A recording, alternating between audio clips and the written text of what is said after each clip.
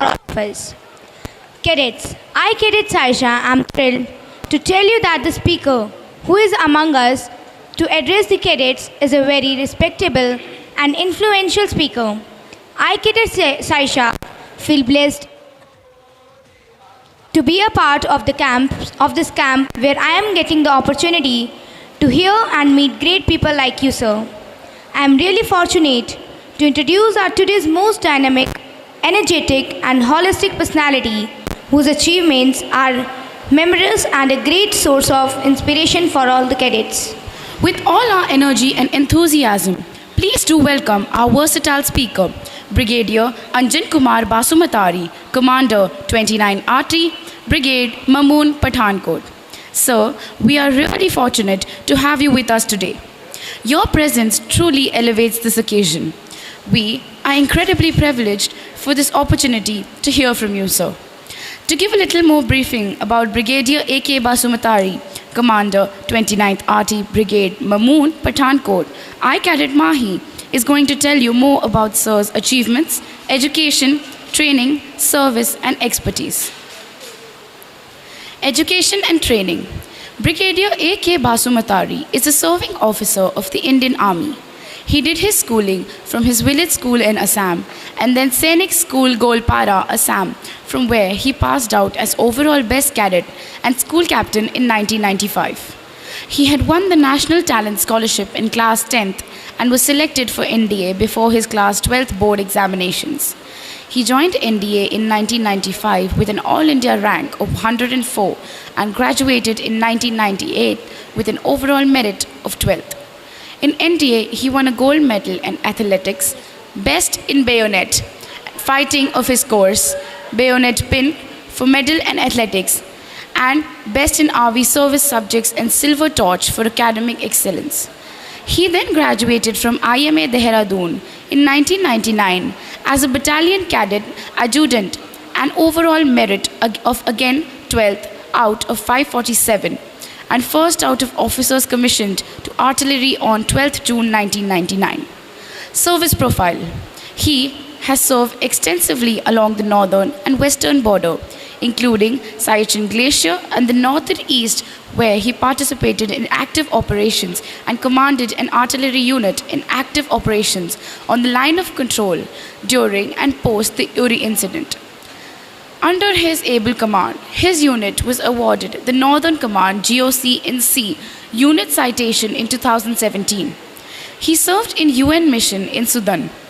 He has the unique distinction of serving as an instructor over 4 tenures at OTA Chennai, at the prestigious Army War College, Mhao, and twice at School of Artillery, Devlali. More than 5,000 Army officers have been trained by him. For his operational achievements in the Siachen Glacier as a lieutenant, he was awarded as the Chief of Army's Commendation Card. He has also been awarded the Eastern Command GOC in C Commendation Card on 15th August 24 for his outstanding performance.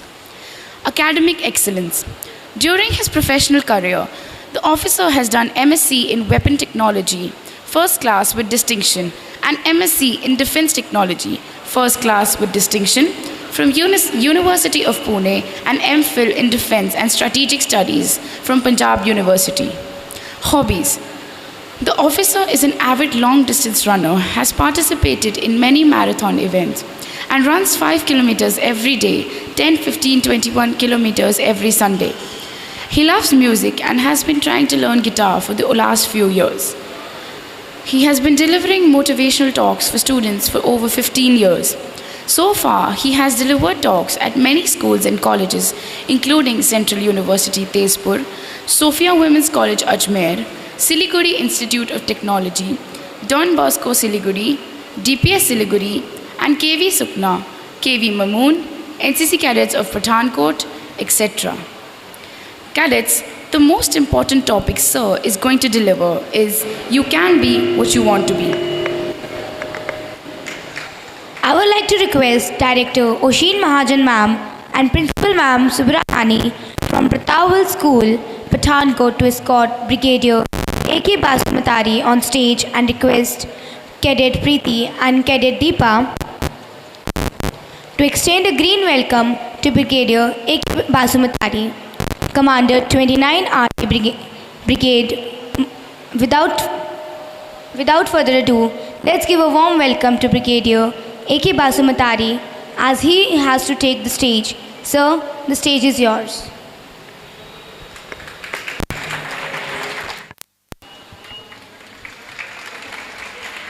NCC clap, ready up.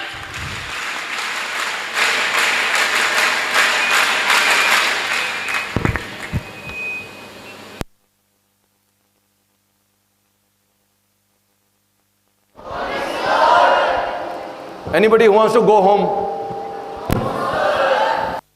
Can you hear me at the back? Should I go back home? Chalo, it's okay, good. Right.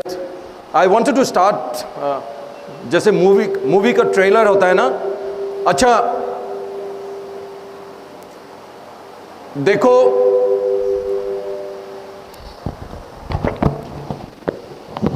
Hello check. अच्छा मैं north east से हूं, समझ में आ रहा है? तो मेरा हिंदी अच्छा नहीं है, नॉर्थ ईस्ट के लोगों को हिंदी नहीं अच्छा आता है, तो मेरा हिंदी अच्छा नहीं है। इंग्लिश फॉरेन लैंग्वेज है और पंजाबी मैनू आउंड नहीं, what you call it, right? So मैं तीनों को मिक्स नहीं, पंजाबी तो मिक्स नहीं कर सकता हूं मैं। सो हिंदी इंग्लिश में कोशिश करूंगा मिक्स करने के लिए, बट वो कहते हैं कि भावनाओं को समझो। सो अगर आप जो मैं बोलना कोशिश कर रहा हूं समझने कोशिश करोगे, और मुझे पता है कुछ लड़के वहां पीछे बेचारे फंसे हुए, बोला कहाँ कब खत्म होगा ये कैंप और कब हम छूट जाएं और घर जाके फेसबुक और इंस्टाग्राम देखने को मिल जाए, करेक्ट?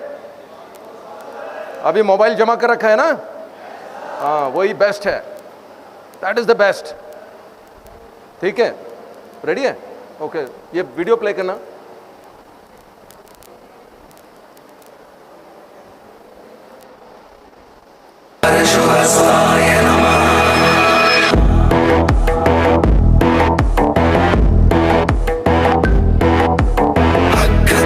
चतुरो वेदाः पृष्ठतः सशरं धनुः इदं ब्राह्मम् इदं क्षात्रं शापादपि शरादपि। बस एस्केप, बस इतना ही झलक था। ठीक है, ये उनके लिए है कि कुछ इंटरेस्ट जग जाए।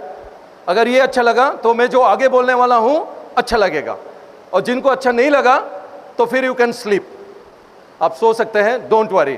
क्योंकि मुझे पता है 200 बच्चों ने फॉर्म भरा है, उसमें से कुछ बच्चे हैं जो डॉक्टर बनना चाहते हैं, फौजी से कोई ताल्लुकात नहीं है। फौज हम मारते हैं, आप उसको बचाते हो। कुछ लोग बिजनेसमैन बनना चाहते हैं, उनको भी कोई मतलब नहीं है। और आई एम वेरी हैप्पी, एक है जो शेयर मार्केट में ट्रेडिंग करना चाहते हैं, तो उनको तो फौज से बिल्कुल ही ताल्लुकात नहीं है, करेक्ट? सो बट देन अभी सीओ साहब ने आपको बिठा दिया है और स्कूल के प्रिंसिपल डायरेक्टर ने बिठा दिया, आपको सुनना पड़ेगा। ओके, प्रेजेंटेशन एस्केप, नीचे एक प्रेजेंटेशन, उसको ओपन करना, नीचे प्रेजेंटेशन ओपन करना, नीचे राइट में, नीचे प्रेजेंटेशन नीचे ओपन है ना, इसको क्लिक वो कर दो, स्लाइड शो कर दो, प्रेजेंटेशन कर दो। नहीं आता है?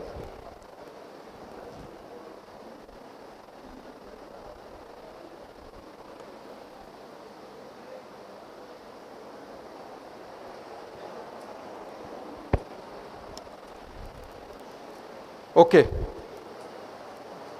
सभी लोग बैठ सकते हैं आराम से।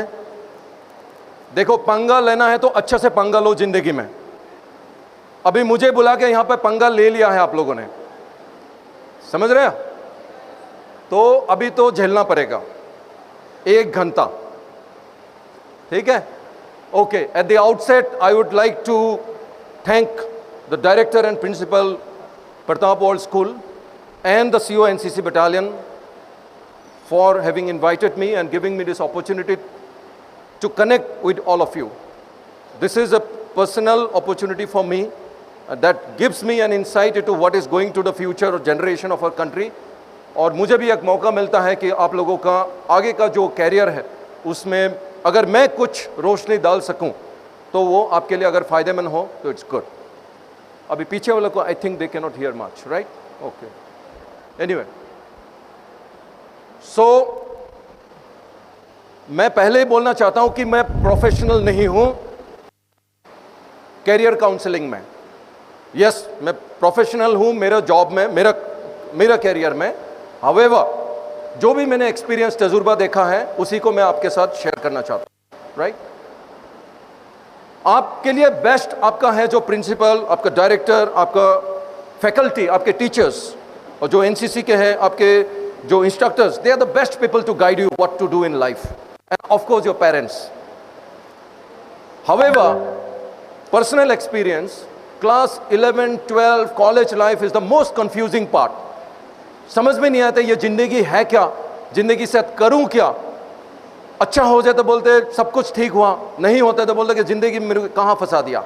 सो मैं जो बोलूंगा उससे शायद you might be able to take a better decision, because मैंने देखा है आईपीएस ऑफिसर, आप लोगों को पता है इंडियन सिविल सर्विस एग्जाम सबसे डिफिकल्ट एग्जाम है, कंट्री के टॉप बॉयज गर्ल्स उसमें जाते हैं। मैंने देखा है IPS officer with in 6 months of service army के साथ पेट्रोलिंग में आती है, और जब भी पेट्रोलिंग बोलो तो बेचारी गाड़ी में छुप जाती है। तो ना आज तुमने आईपीएस ज्वाइन क्यों किया? कहती है मुझे आईएएस बनना था, मेरिट कम हो गया, मैं आईपीएस में फंस गई। तो मैंने कहा अगले 30 साल का जिंदगी कैसे जियोगे?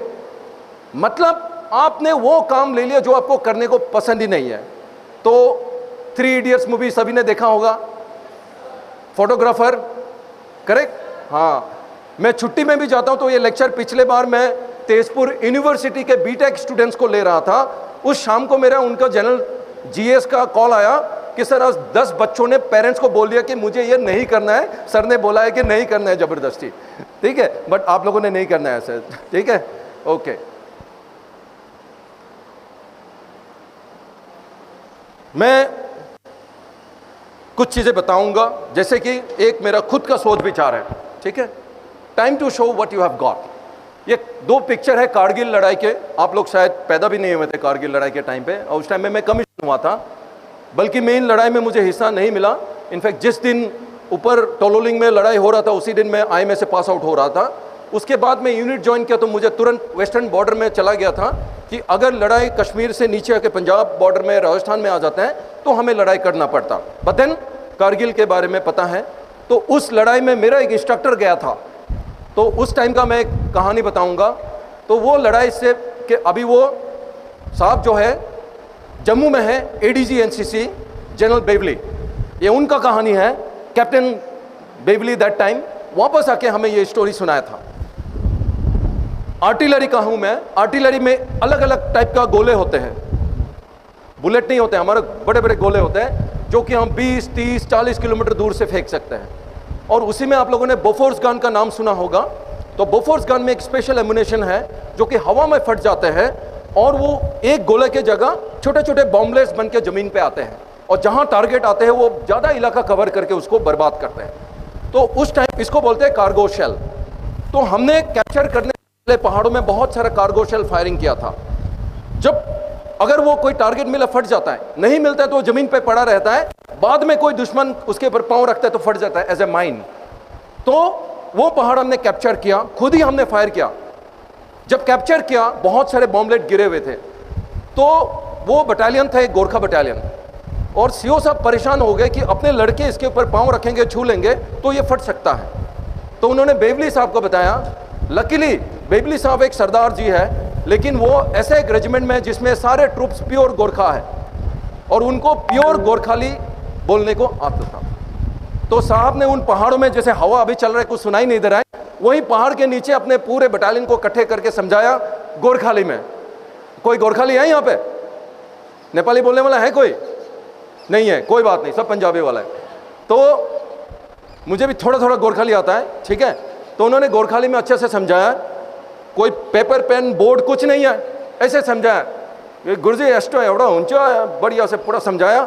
उसको नहीं छूना है, ऐसा होगा रिबन होगा उसमें नहीं छूना है। और गोरखा सोल्जर आपको पता है वो सावधान में खड़ा है, जी हुजूर जी हुजूर, जी हुजूर बोल रहे। आधा घंटा हो गया, साहब को समझ में आया नहीं। तो फाइनली उसने सामने वाला गोरखा को पूछा, अरे गोरखे तिमले बनने को है ना? तो उसने दोनों हाथ में अपना जेब डाला, तीन यहां से निकाला, तीन यहां से निकाला। साहब तपाई इसके बारे में बनने चौके, तो आप इसके बारे में बोल रहे हो क्या? वो अपने जेब में 6 बॉम्बलेट लेके घूम रहा था। तो सामने बोला फेंक फेंक फेंक, उसको फेंका, उसके बाद फेंका। मैं इसमें क्यों बोलता हूं, अगर वो गोरखा ने टाइम पे वो बॉम्बलेट निकल के नहीं फेंकता तो उसको अपने जेब में फट जाते। तो जिंदगी में आपके सबके जेब में बॉम्बलेट है,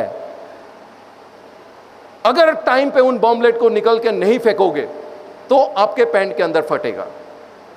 चाहे वो एग्जाम का 3 घंटे में अगर पेपर का करेक्ट उसी टाइम नहीं लिखोगे तो आप घर में जाके उस नॉलेज का कोई फायदा नहीं है। सिमिलरली जिंदगी का ये क्लास 12 और कॉलेज लाइफ मेन टाइम है, उस टाइम पे अगर आप पूरा दिमाग को नहीं लगाते हो, पूरे जिंदगी को वो बॉम्बलेट को आप घर पे रखोगे, उसका कोई फायदा नहीं होगा। सो देयरफॉर ये टाइम जो लोग फेसबुक और इंस्टाग्राम में बर्बाद कर रहे हैं, ये टाइम को नहीं करके अपने टाइम पे निकालो बॉम्बलेट, नहीं तो जेब में बॉम्बलेट फटेगा। समझ में आया सबको? हाँ, तो मेरा ये पहला पॉइंट है आप लोगों को, जिंदगी का 9 के बाद 10, 11, 12 college most important crucial phase है। उसके बाद पूरे जिंदगी अपने उसी को करना है। अगर वो आईपीएस ऑफिसर के बारे में सोचो, उन्होंने गलत डिसीजन ले लिया, अभी पूरा जिंदगी वो ऐसे ही उसको घिस पिस करके आईपीएस, बिकॉज पुलिस जॉब अलग है, आईएएस जॉब अलग है, ठीक है, दैट इज वन। दूसरा मैं बताना चाहता हूं कि आप लोग सभी ना कुछ कर रखे हो। आप लोगों का गूगल फॉर्म से मैंने देखा है, कुछ लोग बिल्कुल क्लियर है, मुझे डॉक्टर बनना है, मुझे बिजनेस करना है, मुझे ये करना है, लेकिन 38% लोग हैं जो पक्का नहीं है मुझे करना क्या है जिंदगी में, ठीक है। दूसरा, आप लोग क्योंकि एनसीसी कैडेट्स हो, 80% लोग बोलते हैं कि मैं फौजी बनना चाहता हूं, ऑफिसर, अग्निवीर जो भी है। मेरा क्वेश्चन ये है कि आपको ये पता होना चाहिए वैकेंसी बहुत लिमिटेड है, चाहे वो ऑफिसर में चाहे वो अग्निवीर में। पूरे देश में 140 करोड़ आबादी है। 140 करोड़ में मैंने कैलकुलेट किया है, सेंट्रल गवर्नमेंट में ओनली 47 लाख लोग हैं, स्टेट गवर्नमेंट पूरे सबको मिला के मुश्किल से 1 करोड़ लोग गवर्नमेंट जॉब में हैं आउट ऑफ 142 करोड़। बाकी लोग प्राइवेट सेक्टर में हैं। इसका मतलब नहीं अच्छा नहीं है, सभी लोग अच्छा। इसका मतलब नहीं कि वो देश के लिए कंट्रीब्यूशन नहीं कर रहे हैं। डायरेक्टर मैम यहाँ पे देश के लिए इतना अच्छा कंट्रीब्यूशन कर रहा है जो मैं नहीं कर पा रहा हूँ शायद, बच्चों के जिंदगी को बना रहे हैं। साहब इतना अच्छा कंट्रीब्यूशन कर रहे हैं, एनसीसी कितने कैडेटों का जिंदगी बन। What I am trying to say is that आपका एक बैकअप प्लान होना जरूरी है। पहली बात, अपना इरादा को पक्का करो, मुझे जिंदगी में ये करना है, और अगर ये करना है तो मुझे क्या क्या करना चाहिए, मुझे क्या, पूरा जी जान लगा दो उसके ऊपर। लेकिन अगर वो नहीं हुआ then what should I do. दूसरी बात, मैंने जो सिलेक्ट किया है, हो सकता है मैंने अपने भाई बहन को, दोस्त को देख के बोला है मुझे इंजीनियर बनना है, लेकिन क्या पता है आपको एक इंजीनियर का लाइफ कैसा है? क्या आपको पता है एक इसका लाइफ कैसा है? वो बहुत जानने का जरूरत है। सो मेरा जो लेक्चर का आपको नहीं समझ में आ रहा है, मेरा यही पॉइंट है कि मैं सोचता हूं, मेरा खुद का सोच विचार, बैक टू 3 इडियट्स, अगर मुझे जिंदगी में वो काम मिल जाए जिससे मुझे कमाई भी हो और जिसमें मुझे इंटरेस्ट भी हो तो मैं सबसे खुश रहूंगा, ठीक है। अगर मुझे, और आप लोगों के टाइम पे कुछ भी करके पैसा कमा सकता है। फोटोग्राफर है, बी द बेस्ट फोटोग्राफर। अगर आप म्यूजिक वाले हो, बी द बेस्ट म्यूजिक। जो भी करके आप अपने जिंदगी में अच्छा कमाई कर सकते हो। पहले थोड़ा सा मुश्किल था, इतना इंटरेस्ट, इतना ऑप्शंस नहीं होते थे। सो देयरफॉर सबसे इंपॉर्टेंट है सोचना है मुझे करना क्या है जिंदगी में और मेरे में क्या काबिलियत है, ठीक है। सो ये आप लोगों का सर्वे जो मैंने लिया था कि मैंने पूछा था आप, मैं किस बारे में बात करूं, तो आप लोगों ने बोला 35% ने कैरियर ऑप्शंस के बारे में, एंड 34% ने बोला कि how to prepare for competitive exams, and 29% how to join arm forces. एक चीज मुझे अच्छा लगा, ये टीचर्स और फैकल्टी को और एनसीसी को जान के पता अच्छा लगेगा, स्ट्रेस मैनेजमेंट के बारे में बच्चे परेशान नहीं है। They don't want me to, only 17% want me to talk about stress management. इसका मतलब आप लोग स्ट्रेस में नहीं हो, सही है? आप लोग स्ट्रेस में नहीं हो ना? अच्छा, लेकिन वो बहुत इंपॉर्टेंट चीज़ है आजकल। अगर मैं इंजीनियरिंग कॉलेज के बच्चे या कोटा में जाके पूछूं कोचिंग वाले बच्चों, तो उनका स्ट्रेस बहुत ज़्यादा है। 25 सुसाइड्स इन 3 months, बहुत ज़्यादा स्ट्रेस है। तो आई एम हैप्पी आप लोग स्ट्रेस में नहीं हो, छाती ऊपर करके रहो जिंदगी, लेकिन जो सामने है उसको लेके चले जाओ, ठीक है। तो सबसे पहले मैं फर्स्ट पार्ट, मेरा लेक्चर 2 पार्ट में है। पहला पार्ट है गोल सेटिंग, कि जिंदगी में मेरे को एम कैसे क्या डिसाइड करना है, ठीक है। And how do I decide. पीछे वाले बच्चे, ओ अभी एनडीए में होता ना, कोई खालसा है जो चश्मा भी पहनता है, वो लास्ट में, उसके बगल में कोई नहीं बैठता है, क्योंकि या that cadet next to that Khalsa with specs, get up start rolling, ऐसे पॉइंटेड आउट हो जाता है। हाँ सरदार, वो चश्मा वाला छोटू, सुनाई दे रहा है? नहीं, समझ में आ रहा है? आई थिंक नहीं आ रहा है। Anyway, let me see if I can go there. कब तक मिलेगा? एक कूलर के वजह से नहीं, सारे लोग सो रहे हैं। पक्का नहीं सो रहे हो? प्लीज प्लीज बैठिए मैम, प्लीज बैठिए। ओके, अभी सुनाई दे रहा है? नाउ बेटर आई थिंक, है ना? गुड। सो मैं ये कह रहा था कि देखो, how to choose an option. जिंदगी में करना क्या है, हाउ डू यू डिसाइड। बहुत ऑप्शंस है, मैं इंजीनियर बनूं, एमबीए बनूं, डॉक्टर बनूं, फौजी बनूं, तो so many options, how do you decide. So this is the first topic. देखो, अगर आप गूगल करोगे जेड ऑफ कैरियर काउंसलिंग, आप फॉइल में देखिए, इतने सारे आपको ऑप्शंस मिलेंगे। आप फॉइल में देखो, फर्स्ट चॉइस आपको मिलेगा एक word, accountancy, actuarial science. Actuarial science क्या होता है? Anybody? What is actuarial science? It is the science of insurance management. Science of insurance management. तो हम बोलते हैं ना LIC करो, इंश्योरेंस करो, there is a science behind it. So there is a A to Z ऑफ career options. आप कुछ भी चूज कर सकते हो, ओके। लेकिन क्या फैक्टर है, क्या चूज करना चाहिए, how to decide your aim in life, ठीक है। एक मैं बताना चाहता हूं, ये जो मैं बताने वाला हूं, ये MBA स्टूडेंट्स को बताया जाता है, लेकिन जब मैंने जिंदगी में काफी अभी कुछ साल पहले सीखा, तो मुझे लगा मुझे ये पहले क्यों नहीं पता था। There was a political scientist called Abraham Maslow. 1943 उन्होंने एक थ्योरी लिखा, the theory of human motivation, in a psychological review magazine. तो उन्होंने इसको बोलता है Maslow's theory of needs. College के बच्चे हैं आप लोग, कॉलेज के स्टूडेंट्स हो, इसको कहते हैं मैस्लोज थ्योरी ऑफ नीड्स। ये क्या थ्योरी है? कहते हैं कि हमारा जो जरूरतें हैं उसको उन्होंने कैटेगराइज किया है। सबसे बेसिक नीड्स, रोटी, कपड़ा, मकान। तो कहते हैं कोई भी लोग मोटिवेट होते हैं पहला रिक्वायरमेंट के लिए, रोटी, कपड़ा, मकान को पाने के लिए। तो मेरे पास जो बिल्कुल नया जवान आता है, उसका रिक्वायरमेंट है रोटी, कपड़ा, मकान, उसको सोने को टाइम मिल जाए, रेस्ट मिल जाए, वो खुश रहता है, मोटिवेट रहता है। That is the basic need. लेकिन जैसे वो 6 साल 8 साल सर्विस वाला हो जाता है, फिर उसको सिर्फ रोटी, कपड़ा, मकान से नहीं, उसको इज्जत चाहिए। मैं कमांडर साहब का गार्ड हूं, मैं CO का स्ट्रिक ऑर्डरली हूं, मुझे ये आता है, मैं कंप्यूटर ऑपरेटर हूं, मुझे ये काम आता है, तो उसको इज्जत मिलना शुरू हो जाता है, वो सेकेंड लेवल। तो उन्होंने इस तरफ से कहा है कि कोई भी लोग मोटिवेट होता है अपना अपना नीड्स मिलने पर। अगर मिले तो शायद वो मोटिवेट नहीं होगा। अगर बैंक का मैनेजर है, उनको नेक्स्ट प्रमोशन चाहिए, तब वो मोटिवेट होंगे, करेक्ट। तो फौज में मैं इसी को एम्प्लॉय करता हूं। तो जैसे नायक, हवलदार, JCO साहब बन जाए, फिर वो हायर ऑर्डर नीड में चले जाते हैं। सेल्फ एस्टीम, मुझे इज्जत चाहिए। जैसे मेरे सूबेदार साहब है, साहब को रोटी, कपड़ा, मकान मिस भी हो जाए कोई परवाह नहीं है, लेकिन साहब को सूबेदार होने का जो इज्जत है, that he must get it. अभी किसी ने नाम सुना होगा, ताज, मुंबई में अटैक हुआ था टेररिस्ट का। उसके बाद एक फौजी अफसर का नाम याद होगा, कौन है? मूवी भी बना है उनके ऊपर। ताज शहीद हुए हैं, बेटर है, ओके, या बट सुनाई दे रहे हैं, ठीक है, आई जस्ट कम। किसी को नहीं पता है ताज होटल में एक शहीद हुआ था ऑफिसर, NSG कमांडो, किसी को नहीं पता? Not you? हाँ, यू नो, हाँ, मेजर संदीप उन्नीकृष्णन, नाम सुना है बाकियों ने? मेजर संदीप उन्नीकृष्णन, नाम सुना है? सो गए सभी?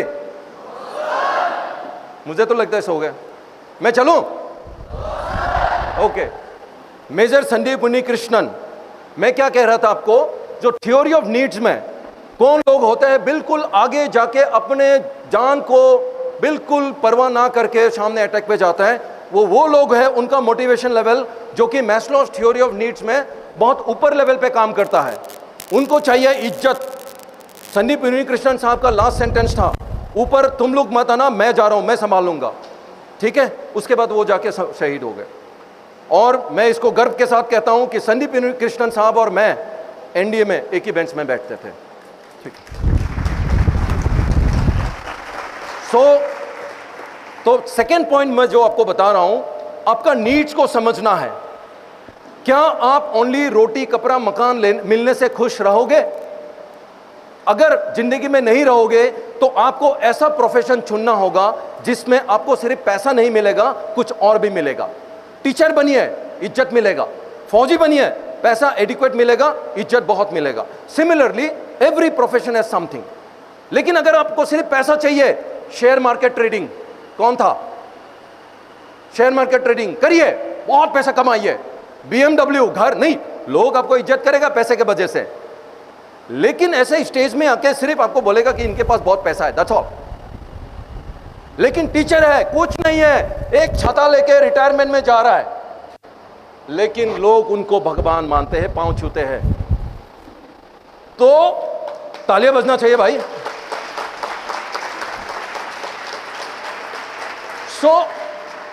आपने आपको पूछो, जो यूएस में जाके, मेरे बहुत सारे दोस्त हैं यूएस में जाके कंपनी का सॉफ्टवेयर दिन रात बैठ के मेहनत बन के सर्वाइकल वो हो गया है, ऑपरेशन सर्जरी हो गया है बैठ बैठ के, गूगल याहू का एक साल में इतना कमाता है जो मैं पूरा जिंदगी में नहीं कमा रहा हूं। करोड़ों में यूएस में स्विमिंग पूल वाला घर खरीद लिया है। लेकिन जब वो इंडिया में आते हैं, क्या बोल सकता है वो? मेरे तरफ से वो सिर्फ अपना रोटी कपड़ा मकान, lowest level of Maslow's theory of needs में काम कर रहा है। He is just a worker, is not a leader, is not contributing anyway other than some money and taxes. So मैं अपने दोस्तों को बोलता, तुम सिर्फ वर्कर हो, you should have become a teacher and contributed better. Anyway, with due respect, don't mind, this is my strong opinion, but then I'm not against them, but are you happy doing that? That is most important. So अपने दिल में हाथ रखे पूछो कि क्या करना है मुझे, इसके बनस्पत आप टीचर बनिए, कुछ भी बनिए जहां पे इज्जत है, doesn't matter, but then जरूरत नहीं है मैं बता रहा हूं इसलिए करना है, but understand मुझे जिंदगी में क्या चाहिए। ये सिर्फ मुझे सेल्फ एक्चुअलाइजेशन एक्चुअली हो जाता है। लोग नहीं बोल सकता है कि मुझे परमवीर चक्र मिल जाएगा, वो हो जाते हैं, वो अपने अंदर होते हैं। एस्टीम, डेफिनेटली मुझे इज्जत, correct, director of school, principal ma'am, that is esteem, ठीक है। नेक्स्ट, को दो चीज बताया आपको, जेब से टाइम पे निकालना जरूरी है, क्या? अपना नॉलेज, अपना सोच विचार, मतलब करेक्ट टाइम पे डिसीजन लेना है नाउ इन लाइफ। दूसरा मैंने बताया आपको, अपने अंदर सोचो और सोचो मेरा नीड क्या है जिंदगी में। मुझे सिर्फ पैसा चाहिए, इज्जत भी चाहिए, दोनों चाहिए, क्या चाहिए? Accordingly it will become a major factor, मुझे क्या जॉब करना चाहिए।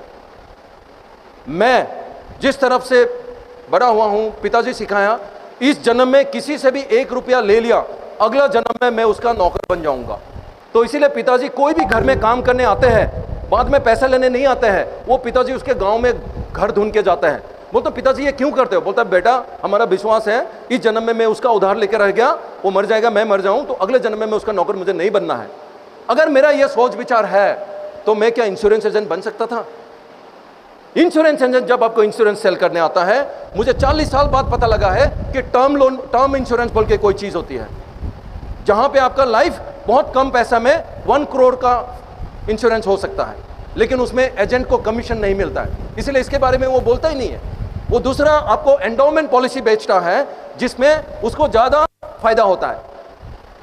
तो झूठ, और कुछ नीचे छोटे छोटे अक्षर में लिखा होता है कि आपको कुछ हो जाता है तो परिवार को इतना करोड़ मिलेगा, इतना लाख मिलेगा, लेकिन नीचे छोटा होता है, अगर वो बाइक का इंश्योरेंस रिन्यू नहीं कराया था तो नहीं मिलेगा, खत्म कहानी। तो मेरे जैसा आदमी इंश्योरेंस एजेंट नहीं बन सकता था, क्योंकि मैं झूठ नहीं बोल सकता हूं, बिकॉज मेरा परवरिश ऐसा है। So think of your self. मैं नहीं बोल रहा सब लोग मेरे जैसा होना चाहिए, मैं एक तरफ से पुराने जमाने का आदमी हूं, ठीक है। But other thing, core values, कुछ कोर वैल्यूज जो निहायती वैल्यू जो हमें परिवार से मिलता है, क्या मेरा जॉब उन वैल्यूज को पनाह देके रखेगा या मुझे कॉम्प्रोमाइज करने को जबरदस्ती करेगा? जैसे मैंने बताया मेरा पिताजी का वैल्यू, तो ये एक प्रोफेशन है जिसमें मुझे कोई कॉम्प्रोमाइज नहीं करना पड़ा। एक पैसा एक्स्ट्रा इधर उधर नहीं करना है, कोई गलत काम नहीं करना है, किसी को खुश करने के लिए कुछ नहीं करना है। मेरा सीनियर को खुश करने का एक ही तरीका है, अपना काम को ठीक से करो, दैट्स ऑल। कुछ नहीं करना है, ना ही 5 स्टार होटल में ले जाके पार्टी खिलाना है, डिनर कराना है, कुछ नहीं करना है। मैंने अपना काम करना है, बस दैट्स इट। जो कोर वैल्यूज है, सच बोलना, बिल्कुल। इन आर्मी का 8 कोर वैल्यूज है। मेरे बटालियन में जब मैं सीओ था, हर एक जवानों के लिए मैंने कैप बनाया, उसमें 8 तारे लगा दिया, सितारे बना दिया और सबको गिनवा दिया इसका मतलब क्या है। और वो कोर वैल्यूज है इंटीग्रिटी, अखंडता, ऑनर, ड्यूटी, रेस्पेक्ट, लॉयल्टी, करेज, सेल्फलेसनेस। ये 8 इंडियन आर्मी का कोर वैल्यूज है जिसके वजह से हमें इज्जत मिलती है। इस चीज को बरकरार रखना है। कोई ऐसा चीज ना करो जिसकी वजह से आपका इसमें हानि हो, दैट्स इट। तो मेरे को जो कोई बोलते हैं कि सर मैं एसएसबी में कैसे क्लियर हो जाऊं, मैं कैसे पास करूंगा, फौज में कैसे? साइकोलॉजिकल टेस्ट में आपका यही टेस्ट होता है कि आप में इनमें से कितना वैल्यूज है, कितने वैल्यूज आप में है और कितना वैल्यूज हम ट्रेनिंग करके आपको दे सकते हैं। कुछ चीजें ट्रेनिंग से नहीं दे सकते हम, आप बढ़ा देंगे, लेकिन जो रेस्पेक्ट, ड्यूटी, लॉयल्टी, ये सब नहीं सिखा सकते। तो एसएसबी में जो साइकोलॉजिकल टेस्ट वगैरह होता है, यही चेक करते हैं, ठीक है, यही चेक करते हैं। सो जो एसएसबी के लिए तैयार हैं, अलग से मुझे कांटेक्ट कर सकते हैं। मुझे पता है आज गर्मी है, सब कुछ है, लेकिन यही चीज है आपको साइकोलॉजिकल टेस्ट में पूछा जाता है, ठीक है। नेक्स्ट ये फोटो लेफ्ट में दिखाई दे रहा होगा, it is related to that Maslow's theory of needs.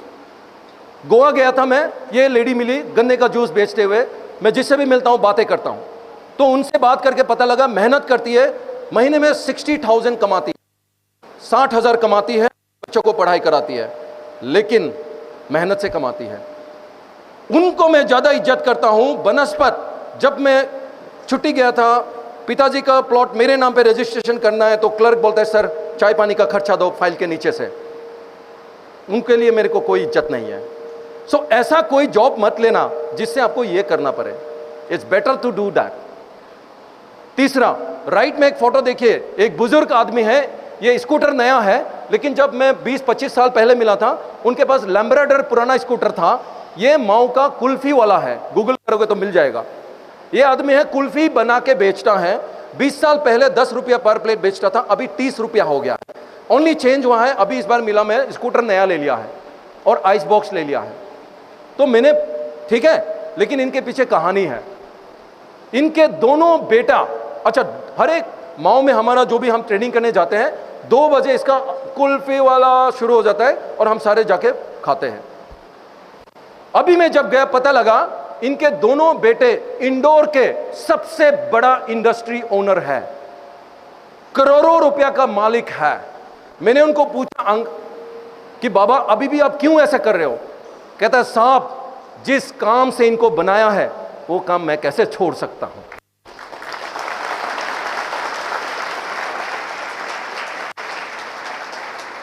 तो मेरा इज्जत इनके लिए बहुत ज्यादा है। बनस्पत वो इंश्योरेंस एजेंट, बनस्पत वो क्लर्क जो मेरे से पैसा मांग रहा था, कुछ भी। That is my way of looking at things. हो सकता है आपका नहीं है, लेकिन प्रोफेशन, अपने कैरियर को जब चूज करते हो, ये एक इंपॉर्टेंट फैक्टर है कि मेरा रोजी रोटी कमाने के लिए मुझे क्या गलत काम तो नहीं करना पड़ेगा। क्या ये मेरा जो कोर वैल्यू है फैमिली का, मेरा सिखाया हुआ, क्या उनको मैंने गलत तो नहीं करना पड़ेगा?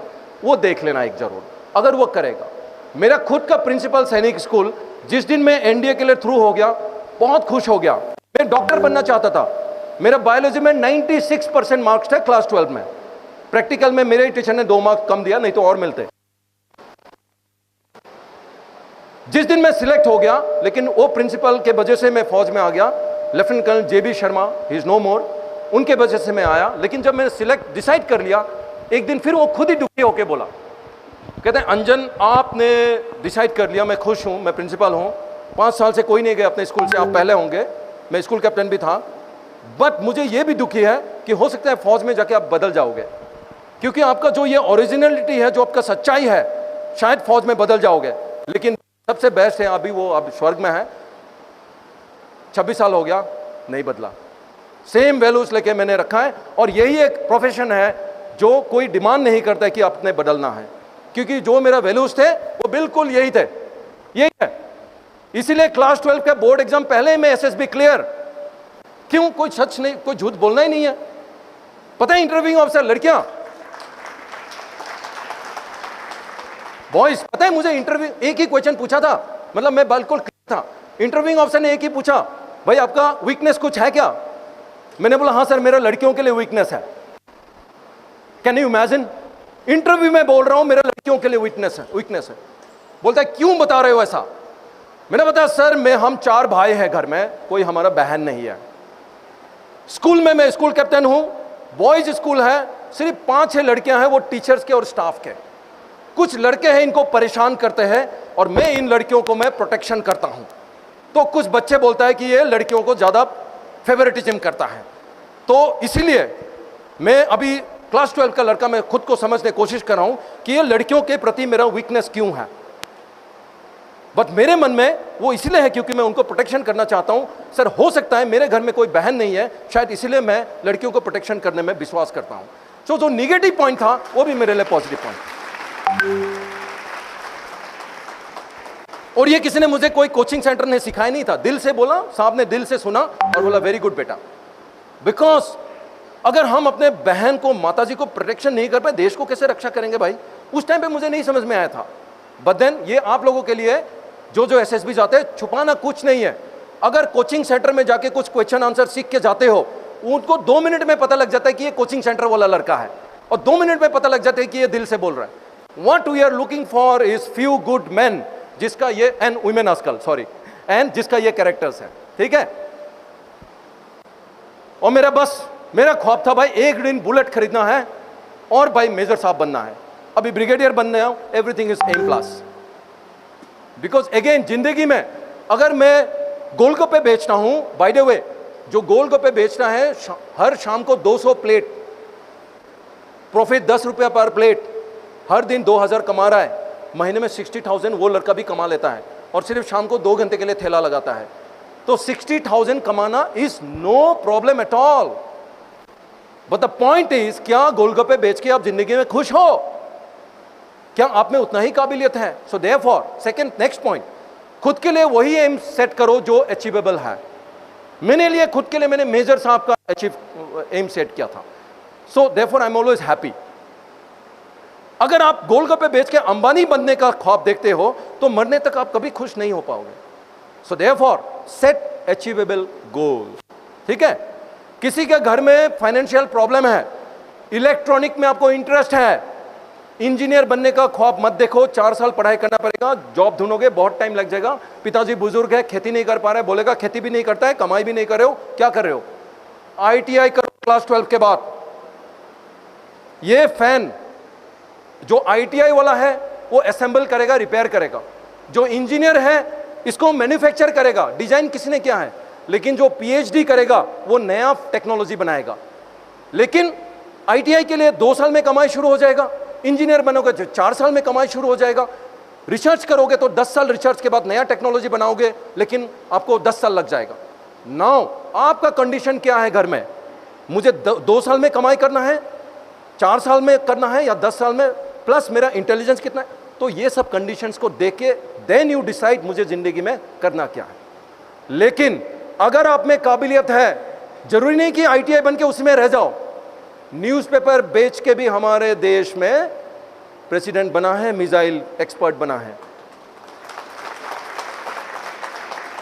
सो अगर आपका फाइनेंशियल कंडीशन या किसी वजह से आपको ITI करके कमाई शुरू करना है, आप अपना पढ़ाई जारी रखिए, बाद में इंजीनियरिंग कीजिए।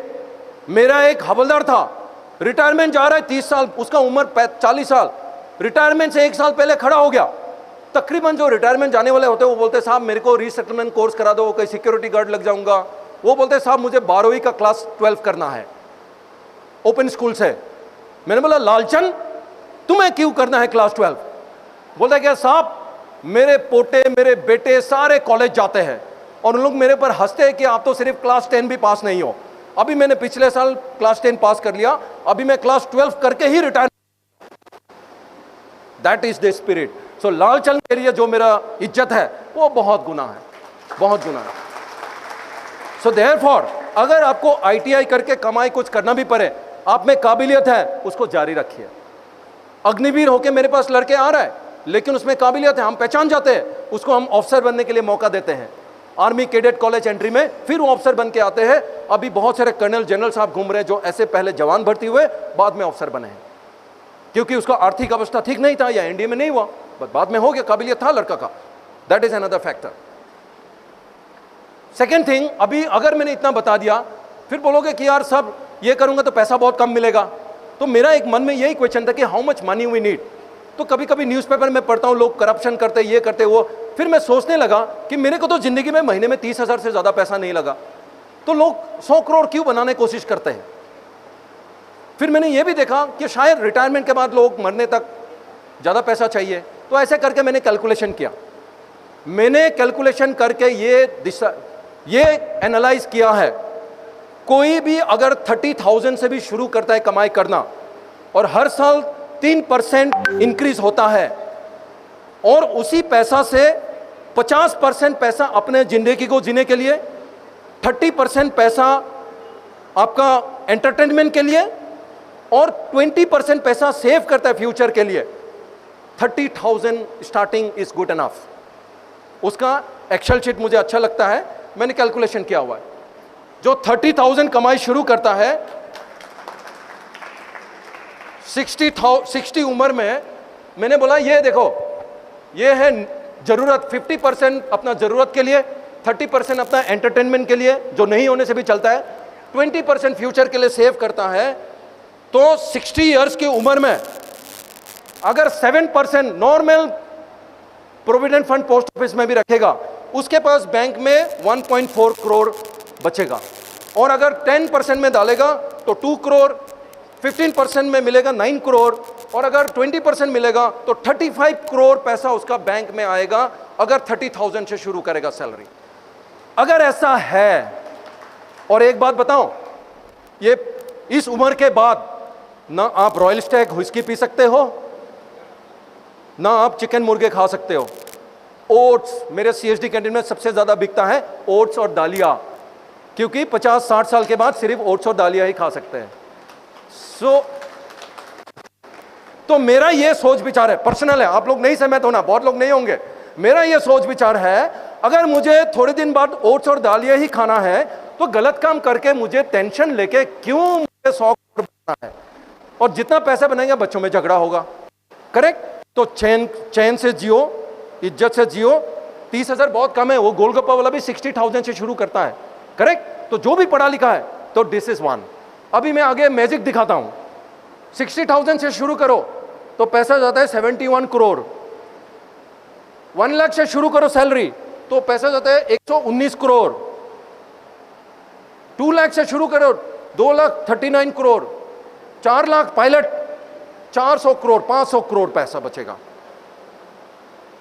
तो जिस दिन आप दुनिया को थैंक यू बोल रहे हो 500 करोड़ बैंक में, क्या करोगे आप? रोल्स रॉयस खरीदोगे? लंबोर्गिनी? पंजाबी सॉन्ग्स में ज्यादा लंबोर्गिनी आते हैं। करेक्ट? बट एनीवे, ये मेरा सोच विचार है। What I am trying to say is that आप कुछ भी करो, अपना चॉइस का जॉब पकड़ो, इज्जत से जियो, अपना वैल्यूज को बरकरार रखो। 30,000 से ऊपर कोई भी कमाई करो, डिसिप्लिन तरीके से खर्चा करो। ना आपको ड्रग्स में पड़ना है, ना आपको दारू में पड़ना है, ना आपको गलत काम करना है, कुछ नहीं करना है। जिंदगी इज्जत से जी सकते हैं। तो ये मैंने किस लिए कैलकुलेट किया? ये सोचने के लिए कि कुछ लोग गलत काम करते क्यों हैं। वो जो क्लर्क ने इतना उसको सैलरी मिल रहा होगा 60,000, मेरे से 10 रुपया 100 रुपया मांगा क्यों? क्योंकि उनको पता ही नहीं जिंदगी में ये पैसा का करूंगा मैं क्या। और सबसे बड़ी बात, अगर आप वो गलत काम करते हुए पकड़े गए, आप जेल जाओगे, और जेल में जाओगे, आपके बच्चे और बीबी भी मिलने या हस्बैंड भी मिलने नहीं आएंगे जिसके लिए आप ये पैसा कमा रहे थे। वो आपका गलत फहमी थी कि मेरे बच्चे को पैसा चाहिए, इंजीनियरिंग पढ़ाएंगे। वो बोलेगा पापा मेरे को नहीं चाहिए था ये गलत काम करके आपका पैसा, मैं चाहे इंजीनियरिंग नहीं करके मुझ और कर लेती, बट मुझे ये पैसा नहीं चाहिए था। आपको जेल में भी मिलने नहीं आएगा, वो 100 करोड़ बैंक में पड़ा रहेगा। चाहिए तो गो हेड। ठीक है, नेक्स्ट पॉइंट। अभी नेक्स्ट पॉइंट पे आता हूं मैं। एक स्वॉट strength, weakness, opportunities, threat. Analyse करना है मेरा स्ट्रेंथ क्या है, मेरा वीकनेस क्या है, मेरे लिए अपॉर्चुनिटी क्या है और मेरे लिए थ्रेट क्या है। मैथ्स में मैं वीक हूं, क्लास 12 के बोर्ड्स में मैथ्स है, अगर मैं उसके ऊपर काम नहीं करूंगा तो मैं फेल हो जाऊंगा, तो मेरा एनडीए जाने का सपना टूट जाएगा, वो आपके लिए थ्रेट है। स्ट्रेंथ क्या है, मुझे साइंस पसंद है, आर्ट्स पसंद है, मैं मेहनत कर सकता हूं, मेरे घर में ये है, मेरे भाई साथ में है, मेरे टीचर है मेरे को गाइड करने वाला, ये सब सारा अपना स्ट्रेंथ है। तो एक स्वॉट एनालिसिस कर लेना, ठीक है। दूसरा एक चीज है एप्टीट्यूड और एटीट्यूड। दो चीज होते हैं, जो पैदाइश से कोई चीज पसंद है उसको एप्टीट्यूड बोलता है, और जो हम डेवलप करते हैं उसको एटीट्यूड बोलता है। अभी देखो, आपको चाहिए एयर कंडीशन वाला काम, तो और अभी आप 1 घंटा मेरे साथ बैठ गए पसीने में, तो बोल रहे भाई आज तो फंस गए कहां से, तो आप फौज के लिए सुटेबल नहीं हो बेटा, you don't have the aptitude for that. क्योंकि फौज में जब देगा पूरा एयर कंडीशन देगा, कोरिया भी घुमा के लाया फौज ने मुझे, girls I have spent 10 days in Seoul Korea, okay, फौज ने भेजा डेलीगेशन में, ओके। बट ओटीए में ट्रेनिंग कर, मैं इंस्ट्रक्टर था ओटीए में, राइट। ओटीए में आओगे सबसे पहले आपको ये देखो, एनसीसी में तो नहीं होता होगा, एकदम मस्ट किचन में। दूसरा, तंबू में रख दिया, कैंप कंपटीशन, कंपटीशन में ड्रेन भी आप बनाओगे ना, स्नेक ट्रेंच, सांप नहीं आने के लिए, वो उसका भी बिल्कुल सीधा है कि नहीं चेक करेंगे ना, और पूरा छोड़ देंगे जीपीएस लेके पहाड़ों में इस तरफ का। और ये चीज इंपॉर्टेंट है, अपने साथी को कहीं नहीं छोड़ के आते हैं। तो जैसे एनडीए में क्रॉस करते कोई नुकसान मिलता है, माइनस पॉइंट मिलता है, तो ये देखो ये लड़का 15 किलोमीटर दौड़ने के बाद उसका साथी को पीठ में लेके गया है 1 किलोमीटर कि टीम को माइनस पॉइंट नहीं मिले। अगर आप में ये सब एप्टीट्यूड है तब फौज में आना। अगर वो सोचता है मैं मी माई सेल्फ, मुझे खुशी, मुझे मेरा पैसा, मेरा वो, सॉरी, वैसे आ जाते हो हमारे पास तो पहला महीना में ही हम उनको ऐसे कुशल देते हैं आपको कि ये सब भूल जाते हो, करेक्ट। अब जो ईगो है, मेरे पापा के पास लैम्बोर्गिनी है, मेरे पापा ये है वो है, नथिंग। ट्रेनिंग में सबको इक्वल बना देते हैं, आपका ईगो को खत्म कर देते हैं और एक नया ईगो बनाता है। वो नया ईगो, कौन ज्यादा रोप चढ़ाई कर सकता है, कौन फास्ट दौड़ सकता है, किसका फायरिंग अच्छा है, कौन कितना बॉक्सिंग में ये कर सकता है, ये नया एक हम ईगो बना देते हैं। अगर ये सब आप में है तो प्लीज फौज में आइए, अगर नहीं है तो देखना एटीट्यूड डेवलप करना कोशिश करोगे। कुछ चीजें जो सबके पास 100% नहीं होगा वो हम ट्रेनिंग देके डेवलप करा लेंगे, दैट इज इंपॉर्टेंट, ठीक है। तो मैंने ये सब तीनों को कंपेयर किया, government job, private job, business वगैरह। तो सेफ्टी वगैरह देखो, तो गवर्नमेंट जॉब और जो बिजनेस वगैरह का है वो 9 पॉइंट लिया है मैंने, बाकी ये पॉइंट बता चुका हूं मैं कि ओनली 47 लाख गवर्नमेंट जॉब है, सेंट्रल गवर्नमेंट, बाकी 1 करोड़, बाकी को प्राइवेट जॉब करना है। सो नाउ अगर मैंने ये बता दिया आपको, पहला चीज आपने देखना है कि जो जॉब मुझे करना है, कैरियर, वो मेरा पसंद का है क्या नहीं, क्या ये मेरा जो खानदानी सिखलाई है, कोर वैल्यूज है, उसके साथ है क्या नहीं। थर्ड थिंग, क्या ये मेरे को एडिक्वेट पैसा देगा क्या नहीं। फोर्थ थिंग देखना है कि इससे मुझे समाज में इज्जत मिलेगा या सिर्फ मुझे पैसा ही मिलेगा। ये सब देखने के बाद आपने डिसाइड करना है कि मुझे गवर्नमेंट जॉब लेना है, प्राइवेट जॉब लेना है, बिजनेस करना है, सबका प्लस माइनस है। वो करने के बाद अब देखो कि मेरे पास ऑप्शंस क्या है, आंख बंद करके किसी के पीछे नहीं चलना है। तो ये सब 4 इंपॉर्टेंट फैक्टर है to decide what is the career I should go. अगर ये आपको पता है जिंदगी में, फिर you will be on the right path, ठीक है। So lifestyle, you know, also अगर आपका मन में है मैं सोशल वर्क करना चाहता हूं, सोसाइटी में कंट्रीब्यूट करना चाहता हूं, कुछ जॉब है आपको सोसाइटी में कंट्रीब्यूट करने का बहुत कम मौका मिलता है as a part of job. अब सिविल सोसाइटी में किसी मेंबरशिप का क्लब लेके, लायंस क्लब, ब्लड डोनेशन जैसे करोगे, एनसीसी कर सकते हो, लेकिन एज ए जॉब शायद कंट्रीब्यूट नहीं कर पाओगे। As a teacher you are contributing as part of your job, as a फौजी I am contributing as part of my job, right. So there may be some job not directly contributing to the society, किसी company का profit जा रहा है, like that मेरा friend US में, correct, तो वो भी एक इंपॉर्टेंट फैक्टर है, देख लेना। So and state, next word में बोलता हूं एंड स्टेट, जिंदगी में आखिर में, ठीक है, मेरा टाइम आ गया है दुनिया से जाने का या रिटायरमेंट होने का। चलो पॉजिटिव ले लेता हूं, रिटायरमेंट होने का, कि मैं क्या हासिल करना चाहता हूं। नंबर 1, मुझे लोग कैसे याद रखेंगे? अगर मैं कल को मेरा यूनिट छोड़ के चले जाऊं, पूछे वो साहब कैसा था, या टीचर यहां से चले जाए वो टीचर कैसे थे, how do I want to be remembered?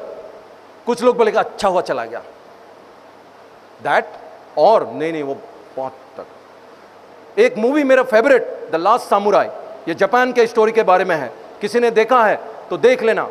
Last में किंग पूछता है कि बताओ वो सामुराई जो है कैसा मरा? वो बोला सर नहीं बोलूंगा आप उससे कैसा मरा, मैं आपको बोलूंगा वो सामुराई जीते कैसे थे। फिर वो पूरा सामुराई के बारे में बताते, वो जापान का story, amazing. So what is important is how do you live every day of your life. आपके विद इन एनसीसी एक दूसरे पे, अगर मैं सोचूं सामने टाइगर है, एक लड़का एक लड़की को साथ में जा सकते हो, आप किसको लेके जाओगे? सो मेरे जब मैं एनुअल रिपोर्ट लिखता हूं मेरे ऑफिसर के बारे में, ये एक ऑफिसर है जिसको मैं लड़ाई में और कभी भी अपने साथ रखना चाहता हूं। इसका मतलब मेरा जिंदगी उसके ऊपर मैं दे सकता हूं, डिपेंड कर सकता हूं। ऐसा बनना पड़ेगा आपको, और वो सब एक दूसरे को जानते हैं।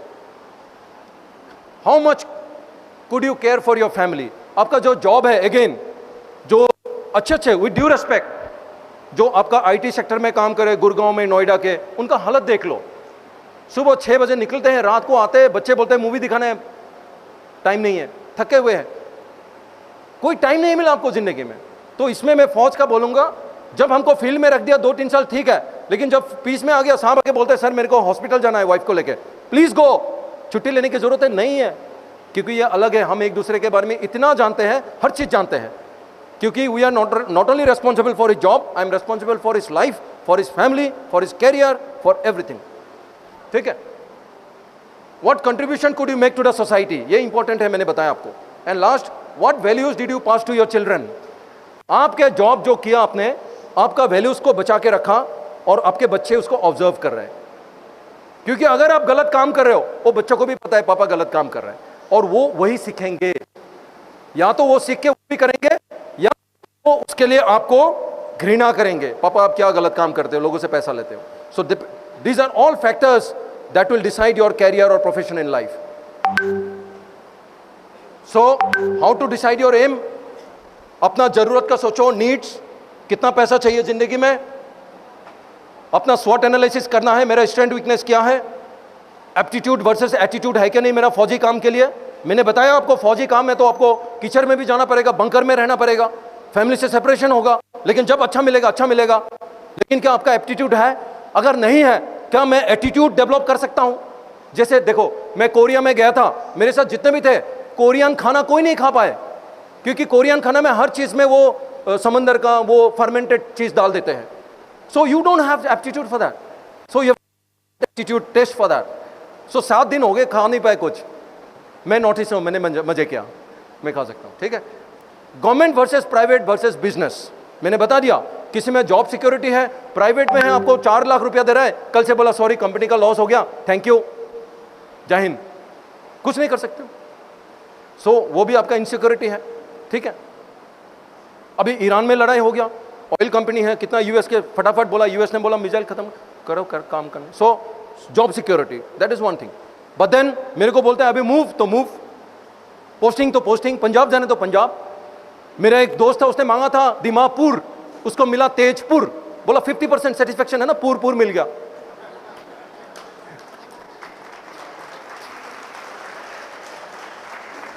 एक साहब ने मांगा था मद्रास, उसको भेज दिया द्रास, बोला 50% satisfaction is okay. So therefore वो हमारा नुकसान है। फ्लेक्सिबिलिटी तो बिजनेस है, आज दुकान बंद कर, मन नहीं करे बंद कर दो, जाओ क्लोज, बस खत्म कहानी। सो सबका प्लस माइनस है, लेकिन बिजनेस का भी आपका रिस्क है। कोविड हो गया, लोन लेके रखा हुआ है, बिजनेस नहीं चल रहा है, करे क्या? और सबसे बढ़िया हम कोविड में भी थे, थैंक्स टू गॉड, गवर्नमेंट, है ना, and everybody who is paying tax, है ना। तो एंड स्टेट, तो जिंदगी में लास्ट में मैं भाई किस तरफ से, हाउ शुड पीपल रिमेंबर मी, मैं यहां से जाने के बाद आज आप लोग बोलोगे वो पता नहीं ब्रिगेडियर सर आए थे, पसीना पसीना करके पता नहीं क्या बोला, कुछ ऊपर से निकल गया और छोड़ के हमें चले गए। करेक्ट? पार्ट 2, ये सब सोच समझ के आप अपना एम को डिसाइड करना है। जब एक बार एम डिसाइड कर लिया, आप भी करना है इसको हासिल। और इरादा पक्का है। एक बार डिसाइड कर लिया, वो मूवी में डायलॉग बनता है ना, मैं खुद का भी नहीं सुनता, डायलॉग है ना? Okay. How to prepare, time management, stress management, आप लोगों ने बता दिया, आप लोगों में कोई स्ट्रेस नहीं है। फोकस, माइंड कंट्रोल, ये mobile, social media, smart study. किसी ने लिखा है how do you achieve your aim, बोला मुझे पता है स्मार्ट स्टडी से मुझे अचीव करना है। स्मार्ट स्टडी का मतलब क्या है अगेन, ठीक है? सो हाउ टू प्रिपेयर, आपका टीचर्स और फैकल्टी यही बताते रहते हैं, तो मैं ज्यादा नहीं बोलूंगा, मैं सिर्फ वही बोलूंगा जो मैं करता था, ठीक है? सिलेबस को ले लो, मेरे पास टाइम कितना है देख लीजिए, उसका टाइम प्लान बनाना है, 1 ईयर 2 ईयर का टाइम प्लान बनाना है, उसके ऊपर काम करना है। हम कैसे करते हैं, मुझे कोई बड़ा कॉम्पिटिटिव एग्जाम, ये है कॉम्पिटिटिव एग्जाम, मेरे पास 2 साल है, पूरा सिलेबस इकट्ठे कर लिया, मैंने देखा 6 पेपर है, हर एक पेपर में 30 चैप्टर है, तो मैं पहले बार पढ़ूंगा एक सब्जेक्ट के लिए मुझे 15 से 20 दिन लगेगा, यानी 1 महीना में 2 सब्जेक्ट पढ़ूंगा, तो 3 महीना मेरा निकल गया एक बार रीडिंग में। सेकेंड टाइम फिर पढ़ूंगा, मैं नोट्स बनाना शुरू करूंगा, नेक्स्ट टाइम में 15 की जगह 10 दिन में खत्म कर लूंगा। ऐसे करके मेरा 2 महीना और निकल जाएगा, तो 5 महीना निकल। नेक्स्ट रिवीजन में मैं 8 दिन में एक सब्जेक्ट खत्म करूंगा, 4, अगला रिवीजन में 3 में। ऐसे करते करते एग्जाम से पहले में 5 से 6 रिवीजन मुझे होना चाहिए, और एग्जाम के दिन में मेरा नोट्स ऐसा होना चाहिए कि शाम को, क्योंकि फौज में एग्जाम मंडे से फ्राइडे को होता है, बीच में कोई गैप नहीं है, तो रिवीजन के लिए शाम को 2 बजे आया, रेस्ट किया, 3 बजे से शाम को 8, 9, 10 बजे तक 4-5 घंटे में पूरा मैंने रिवीजन करना है। यानी जो चीज मैंने 20 दिन में पढ़ना शुरू किया था, कंप्लीट एक सब्जेक्ट, अभी मुझे 4 घंटे में रिवीजन करना है। तो मेरा नोट्स एकदम, मेरे कुछ साथी हैं, नोट्स ऐसा होता है पन्ने से उठाते हैं फेंक देते हैं, पन्ने कैसे उठाते हैं फेंक देते हैं, मतलब रिवीजन हो गया वो 4 घंटे में, तभी खत्म कर पाएंगे, नहीं तो खत्म नहीं कर पाएगा, ठीक है? तो I will finish it. Time management बहुत जरूरी है, जो मैंने बताया वही टाइम मैनेजमेंट है। अगर मैंने आज ये 20 दिन में इतना 30 चैप्टर खर्चा करना है, खत्म करना है, तो एक दिन में मेरे को एक चैप्टर, तो उसमें 10 पेज है, तो पता है मुझे 2 घंटे पढ़ना है, तो मेरे को नेटफ्लिक्स देखना है, फेसबुक करना है, जो भी करना है, मूवी देखना है, पहले ये मैं खत्म करूंगा, उसके बाद ही वो करूंगा। अगर मुझे लगता है कल घर में गेस्ट आने वाला है, मैं कहीं पिकनिक में जा रहा हूं, मुझे जाना पड़ेगा, तो मैं सैटरडे को ज्यादा मेहनत करके उसको खत्म करके रख लूंगा, लेकिन अपना टाइम को मैं बर्बाद, टाइमलाइन जो है उसको टिक लगाना जरूरी है, इसको बोलते हैं डिसिप्लिन, ठीक है? स्ट्रेस मैनेजमेंट ज्यादा नहीं बोलूंगा, मेरे को कभी स्ट्रेस हुआ था लाइफ में, 11 महीना छुट्टी नहीं आया था, वो पार्लियामेंट अटैक हो गया था वाजपेयी मुशर्रफ साहब का, बहुत फायरिंग शुरू हो गया था। एक दिन बड़ा सा पत्थर था, उसमें लिखा मैंने दिस टू शैल पास, ये लद्दाख का पिक्चर है, मैं लेफ्टिनेंट था, यहां पे लिख दिया दिस टू शैल पास, ये आज का है, कल खत्म हो जाएगा, तो स्ट्रेस अपने आप खत्म हो गया। अगर मैं सोचूंगा यार क्या हो जाएगा, क्या नहीं होगा, गोला आ रहा है, ये हो रहा है, ये हो रहा है। सिमिलरली ये सियाचिन ग्लेशियर में अभी जस्ट एक गोला गिरा है, 5 मीटर में गिरा है, बल बल बचाऊं, और मैं बढ़िया से जाकर फोटो खींच के आना, भाई कोई बात नहीं। अगर मैं डरना शुरू कर दूंगा तो अपने जवानों को कैसे लीड करूंगा, ठीक है? तो स्ट्रेस आ सकता है कभी हमारे लिए कॉम्बैट सिचुएशन में, स्ट्रेस आ सकता है, मैं पढ़ाई नहीं किया। स्टूडेंट के लिए स्ट्रेस कब आता है? मैंने बोला ना, मैंने सोचा था मैं 5 रिवीजन करूंगा, एग्जाम आ गया, एक भी रिवीजन नहीं हुआ, तब मेरे को स्ट्रेस आएगा, क्योंकि मैंने पिकनिक, सोशल मीडिया, फेसबुक वो सब करता रहा, तो अभी स्ट्रेस आ जाएगा। और पापा ने बोला इस बार तुमने अच्छा नंबर लाना है, टीचर्स ने बोला अच्छा नंबर लाना है, तब मेरे को स्ट्रेस होगा। सो स्ट्रेस से बचने का एक ही तरीका है, प्लान बनाइए, उसको स्ट्रिक्टली फॉलो करो, दैट्स ऑल। माइंड कंट्रोल, मन बहुत इधर उधर भागेगा, उसको कंट्रोल करना है। स्मार्ट स्टडी, किसने बोला है? हर चीज पढ़ने के बजाय हर एक सब्जेक्ट में उसको डिवाइड करो, must know, should know, could know. अगर मेरा यह चैप्टर है अबाउट पॉल्यूशन, 3 क्वेश्चन होगा जो मस्ट नो है। What is pollution, what are the causes of pollution, how can pollution be prevented, ये मस्ट नो क्वेश्चन है। उसके बाद शुड नो में आएगा how can plastic pollution be avoided, what measures can be taken by government. ऐसे ऐसे कुडनो होगा, Italy में कैसे पॉल्यूशन होता है, कुडनो, इटली में, यूएस में कैसे पॉल्यूशन होता है, दैट इज कुडनो। लेकिन हम क्या करते हैं, कभी कभी इटली का अच्छा फोटो देख के उसमें घुस जाते हैं और जो मस्ट नो है उसको नहीं पढ़ते हैं। तो मेरा ये स्मार्ट स्टडी का मतलब है, सब्जेक्ट को समझो और what is must know, should know, could know, इसको पहचान लो और उसको पहले पढ़ो, मस्ट नो को ज्यादा पढ़ो, that is the smart study. दूसरा एक एग्जॉस्टिव, और कोई कोई लोग है फर्स्ट लाइन से लेकर लास्ट लाइन तक पढ़ेगा, पहली बार पढ़ो लेकिन पढ़ते हुए अंडरलाइन करते जाओ, टिक करते जाओ, हाईलाइट करते जाओ। सेकेंड बार में वो जो कुछ वो सब मत पढ़ो, सिर्फ ये वाला पढ़ो। थर्ड स्टडी में सिर्फ डेफिनेशन रट्टा मारो। फोर्थ स्टडी में किताब बंद करो, लिखना शुरू करो, फिर देखो मेरे को क्या क्या मिस्टेक किया, फिफ्थ रिवीजन में पूरा 100% हो जाएगा। सो एग्जॉस्टिव वर्सेस सिलेक्टिव, शुरू में एग्जॉस्टिव करो, बाद में सिलेक्टिव स्टडी करो। कभी कभी मैं क्या करता हूं, हमेशा देखता हूं बुक फर्स्ट पेज से शुरू करता हूं, 30 नंबर पेज में जाके थक जाता हूं, तो मैं कभी कभी संडे को उठता था, लास्ट पेज खोलता था, फिर उधर से शुरू करता था। कहीं ना कहीं दोनों जाके मिल जाते हैं। साइकिल ऑफ स्टडी मैंने बता दिया, फर्स्ट साइकिल सारा पढ़ना है, सेकंड साइकिल कम टाइम में, थर्ड साइकिल कम टाइम में, fourth cycle, fifth cycle. Exam से पहले 7 रिवीजन होना चाहिए।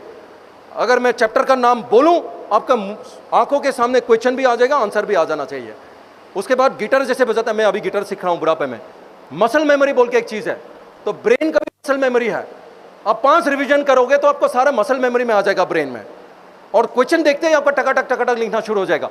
और जो मैंने बोला था ना, जेब में गोली लेके घूम रहे हो, करेक्ट टाइम पे आप उधर फेंक के आ जाना।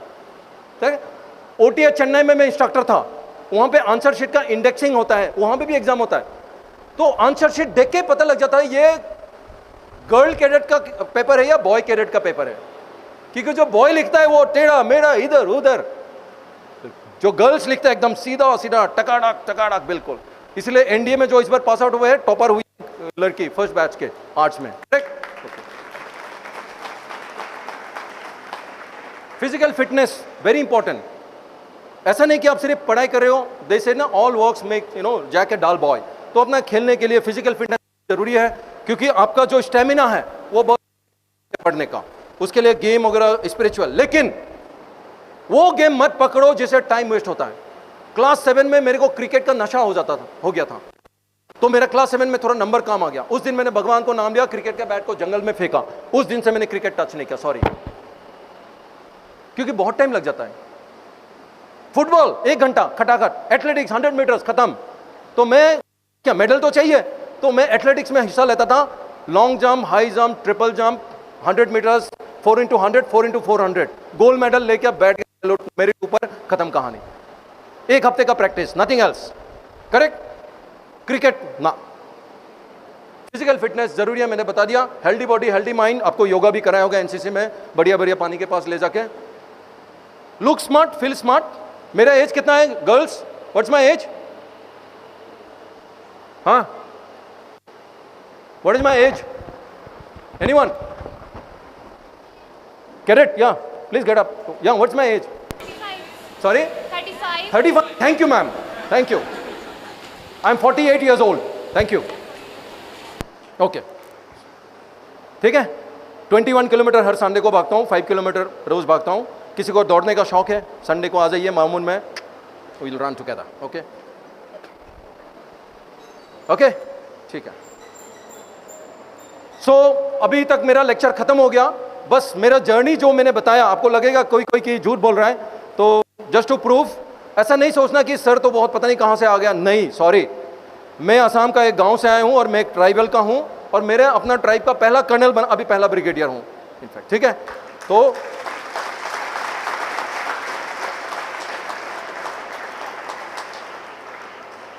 पिताजी इंदिरा गांधी के टाइम का एमएलए थे, उस टाइम तो मुझे पॉलिटिशियन बनना था, लेकिन पिताजी ने बोला भाई इधर तो कभी भी कुछ भी बन जाएगा, तू दुनिया को जाके दिखा के क्या बन सकता है, इसलिए मैं फौज में हूं।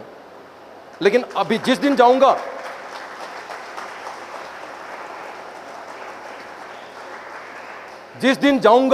उस दिन वो पिताजी का सीट खाली है। हाँ? Okay, good.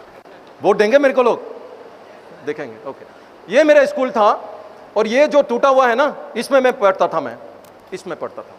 अभी वो दबर कंपनी ने नया बिल्डिंग बना दिया सीएसआर में, उस स्कूल में पढ़ के आया हूं मैं। सो कोई मत सोचना कि मैं गांव का लड़का हूं, लड़की हूं, मैं nothing like that. Village is the best. जैसे आप लोग कर रहे हो आज, देख के बहुत अच्छा लगा। पूरा ज़िंदगी मैंने यही किया है। सैनिक स्कूल में एनसीसी कंपलसरी है, ठीक है। मैं स्कूल कैप्टन था। क्लास 10 में नेशनल टैलेंट स्कॉलरशिप मिला था मेहनत से। मैं स्कूल का चौथा लड़का था जिसको मिला था। क्लास 11 में पहला चेक मैंने अपने पापा को दे दिया था क्योंकि स्कॉलरशिप मुझे मिल गया था। उसके बाद पिताजी से कभी पैसा नहीं लिया, हमेशा दिया हूँ। अगर ऐसा मन में ऐसा है, you know what to join, आपको पता है क्या ज्वाइन करना चाहिए, करेक्ट। बाकी ये मैं स्कूल क्लास 11 में गार्ड ऑफ ऑनर दे रहा था। मेजर जनरल आरजे मॉर्डेकाई शिलोंग का 101 ईयर वीआईपी आए थे।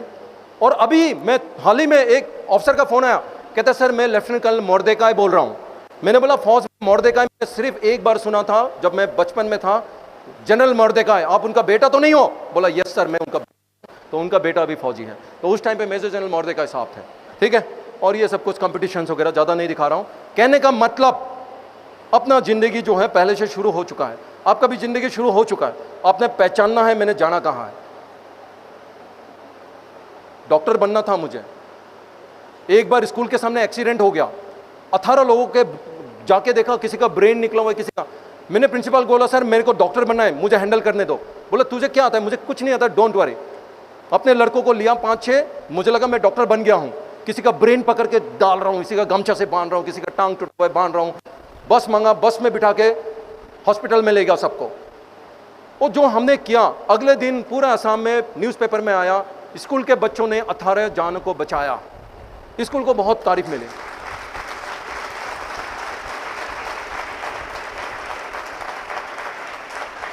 तो कहीं मुझ में ये लगता था शायद मैं डॉक्टर बन सकता था, लेकिन जैसे ये फोटो देख के तो लग नहीं रहा कि मैं डॉक्टर के लिए तैयार हो रहा था। So there is something called circumstances in life. आपको जो एनसीसी का ट्रेनिंग मिल रहा है, सीओ साहब मिल रहा है, आपको कुछ मिल रहा है, आपका जिंदगी में कहीं एक आपको दिशा दिखा रहा है, तो उसको पकड़ो। जरूरत नहीं कि आपको शेयर ट्रेडिंग में ही करना है, क्योंकि वो आपके पापा को देख के सोचा है आपने। लेकिन आज मेरे लेक्चर के बाद आपको सोचोगे कि जब आप रेस्टोरेंट में जाओगे, अभी एक ब्रियू स्टेट है ना पठानकोट में, ब्रियू स्टेट में जैसे मैं जाता हूँ वहाँ मैनेजर सर आइए सर बोल के बिठाता है, स्पेशल टेबल रखता है। ये एनडीए के कुछ पिक्चर्स है। ये उस टाइम के कमांडेंट था, एडमिरल साहब थे, बाद में वो नेवी का चीफ बने थे। नेवी कैडेट हो ना, नेवल कैडेट, नाम सुना है? या sorry, do you know him? You are chief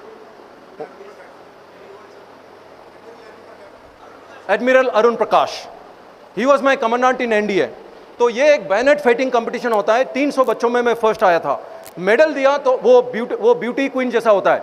first round 50 select, next round 20 select, next round उसमें देखते हैं कौन ज़्यादा जंप करके फेरोसियस, और मेरा ट्राइबल हूँ, मेरा फेरोसियस दिखा दिया। छोटा सा हाइट हूँ लेकिन गोल्ड मेडल मिला। तो साहब ने पूछा मेरे को, which place do you honour my सन?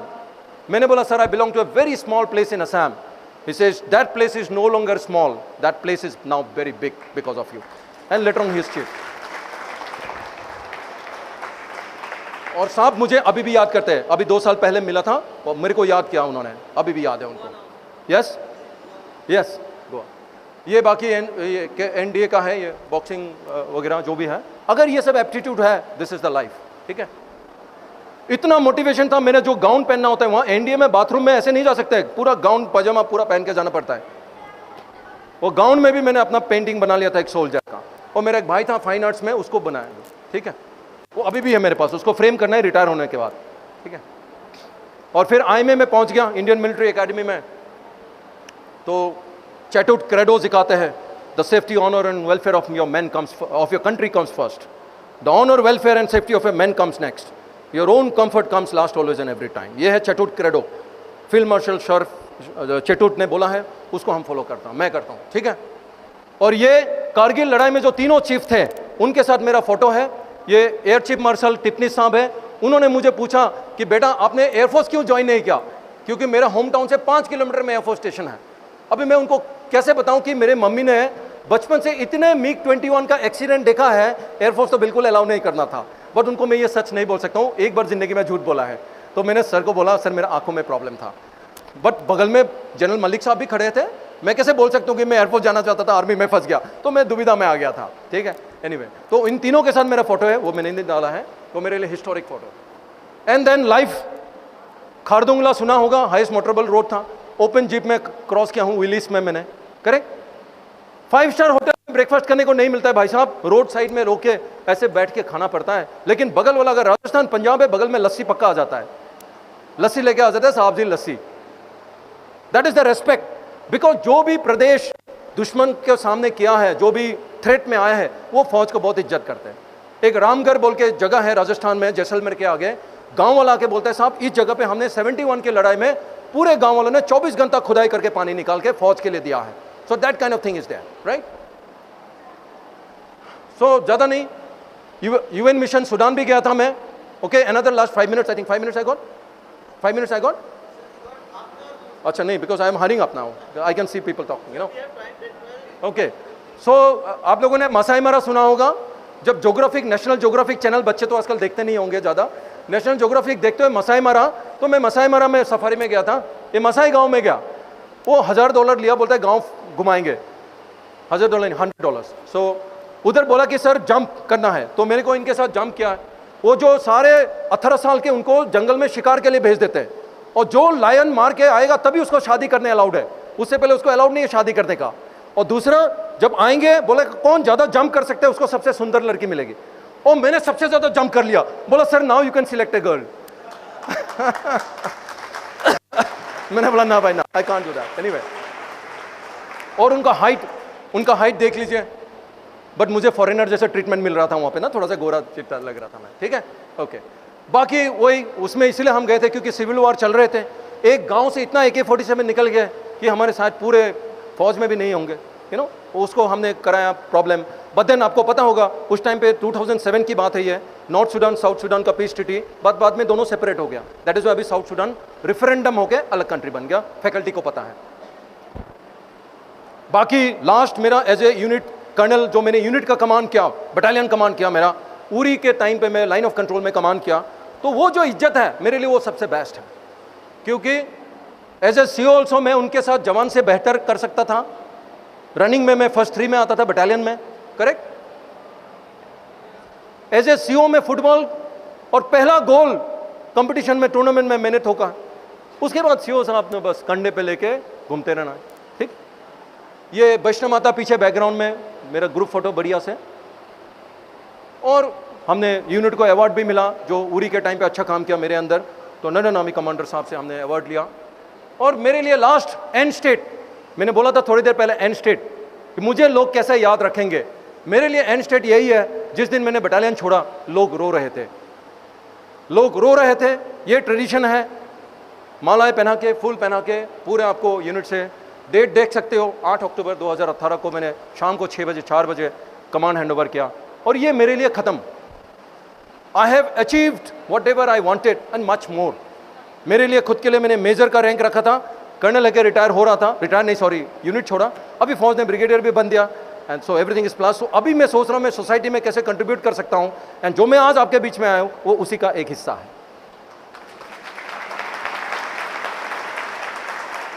और जैसे मैंने बताया 4 अलग जगह पे मैं इंस्ट्रक्टर रह चुका हूँ। अभी जितने भी वुमेन ऑफिसर्स है OTA में मैंने ट्रेनिंग कराया है, और 2 साल पहले मैं इंस्ट्रक्टर था, उनको मैंने पढ़ाया हुआ है। ये मैडम जो है, ये लेफ्टिनेंट कर्नल ताशी, अभी कर्नल ताशी है, ये अभी एक कमांडिंग ऑफिसर है एक यूनिट का। ये सब सारे मेरे स्टूडेंट्स हैं। तो भारतीय सेना में अभी 5000 ऑफिसर है जो मेरा स्टूडेंट है, और अभी जहाँ भी जाता हूँ मैं गुरु दक्षिणा, करेक्ट। और ये मैंने बोला था कोरिया में भी 10 दिन मुझे घुमा के लाया फौज ने, delegation as part of Indian delegation, 7 star hotel में रखा। ट्रेन टू बुसान एक मूवी है, ट्रेन टू बुसान में मैं बैठा हूँ। I have taken the train to Busan, Busan में घुमा हूँ। एंड ये नॉर्थ कोरिया और साउथ कोरिया का बॉर्डर है। ये नॉर्थ कोरिया का बिल्डिंग है, ये साउथ कोरिया का border. This is the border between north and south. DMZ demilitarised zone, वहाँ पे अमेरिकन आर्मी और कोरियन आर्मी मिलकर पेट्रोलिंग करता है, वहाँ पे गया। सो that is how it is. And ये कोरियन फूड मैं मजे ले रहा था, बाकी लोग नहीं खा पा रहे थे, लाइक आई टोल्ड यू, ठीक है। But then another plus point, देखो जिसका पैसा है वो खुद भी जाके कोरिया जाके आएगा, लेकिन इसका मजा ही कुछ और है ना, दैट इज द पॉइंट। बाकी फिजिकल फिटनेस का मैंने बता दिया आपको। बाकी जगह आपको गोल्ड जिम ज्वाइन करना पड़ता है, पैसा देना पड़ता है फिटनेस के लिए। यहाँ पे पैसा तो मुझे मिलता है फिटनेस रखने का, क्योंकि जो ऑफिसर या जवान सुबह PT में आ गया मेरे तरफ से वो आज प्रेजेंट है, चाहे वो PT के बाद हॉस्पिटल चले जाए, कहीं इधर चले जाए, मेरे लिए वो प्रेजेंट है। That means physical training is a part of my life, part of my job. तो मेरे को जॉब के लिए पैसा मिल रहा है, तो therefore आई से कि I get paid to keep myself fit. तो जैसे मैंने बताया था 35 versus 48 years, secret is this only, every Sunday थोड़ा स्टाइल भी कर लेता हूँ, अलग अलग ड्रेस खरीद के, जूते में मैं खर्चा करता हूँ थोड़ा सा, 2-3 लाख का जूते हैं मेरे पास, क्योंकि कॉस्टली शूज़ 15,000 से कम नहीं आता है, और एक ही जूते में भागने को अच्छा नहीं लगता है। 2000 किलोमीटर में एक जूते खींच जाता है, और एक साल में मैं 2500 भाग लेता हूँ। So therefore every year I have to buy 2 pairs of shoes. और मेरे यूएस में जो 2 फ्रेंड है उनको भी यूज़ करता हूँ, वहाँ से जूते लाते हैं मेरे लिए वो रनिंग वाले, ठीक है। तो वो भी खुश होते हैं कि फौज के लिए हम भी कुछ कंट्रीब्यूट कर रहे हैं। So that is the only way they can contribute. So that's it. So अभी लास्ट में यही मेरा सोच है। एक चीज होता है fear of failure and success of hope. काफी लोग, मैं खुद कुछ चीजों में मैं घुसता ही नहीं हूं, ये सोचते कि मैं इसमें फेल हो जाऊंगा। आप लोगों के जो आंसर देते हो उसमें भी पता लगता है कि मुझे फियर ऑफ फेलियर है, होप ऑफ सक्सेस। ये उम्मीद करो कि मैं सक्सेस हो जाऊंगा, लेकिन सिर्फ उम्मीद करके सोते रहने से नहीं होगा। उम्मीद करके सोचना है कि इसके लिए मैंने करना क्या है, एंड उसके बाद उसके ऊपर काम करो, तो डेफिनेटली सक्सेसफुल होगा।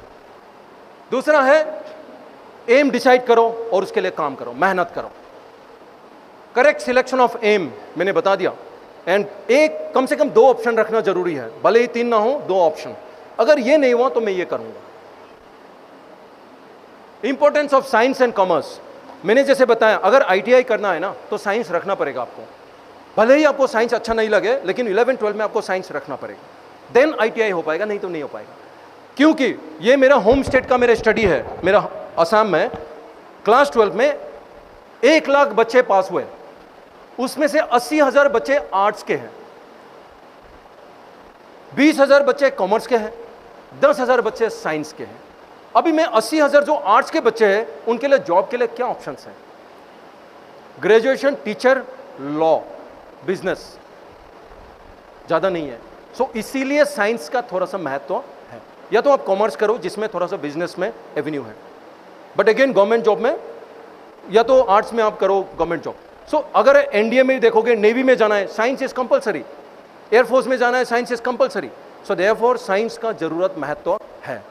और व्हाट इज साइंस? हम कोई बच्चे डर जाते हैं। Science is nothing, it's just understanding the logic behind everything, ठीक है। And it's very interesting.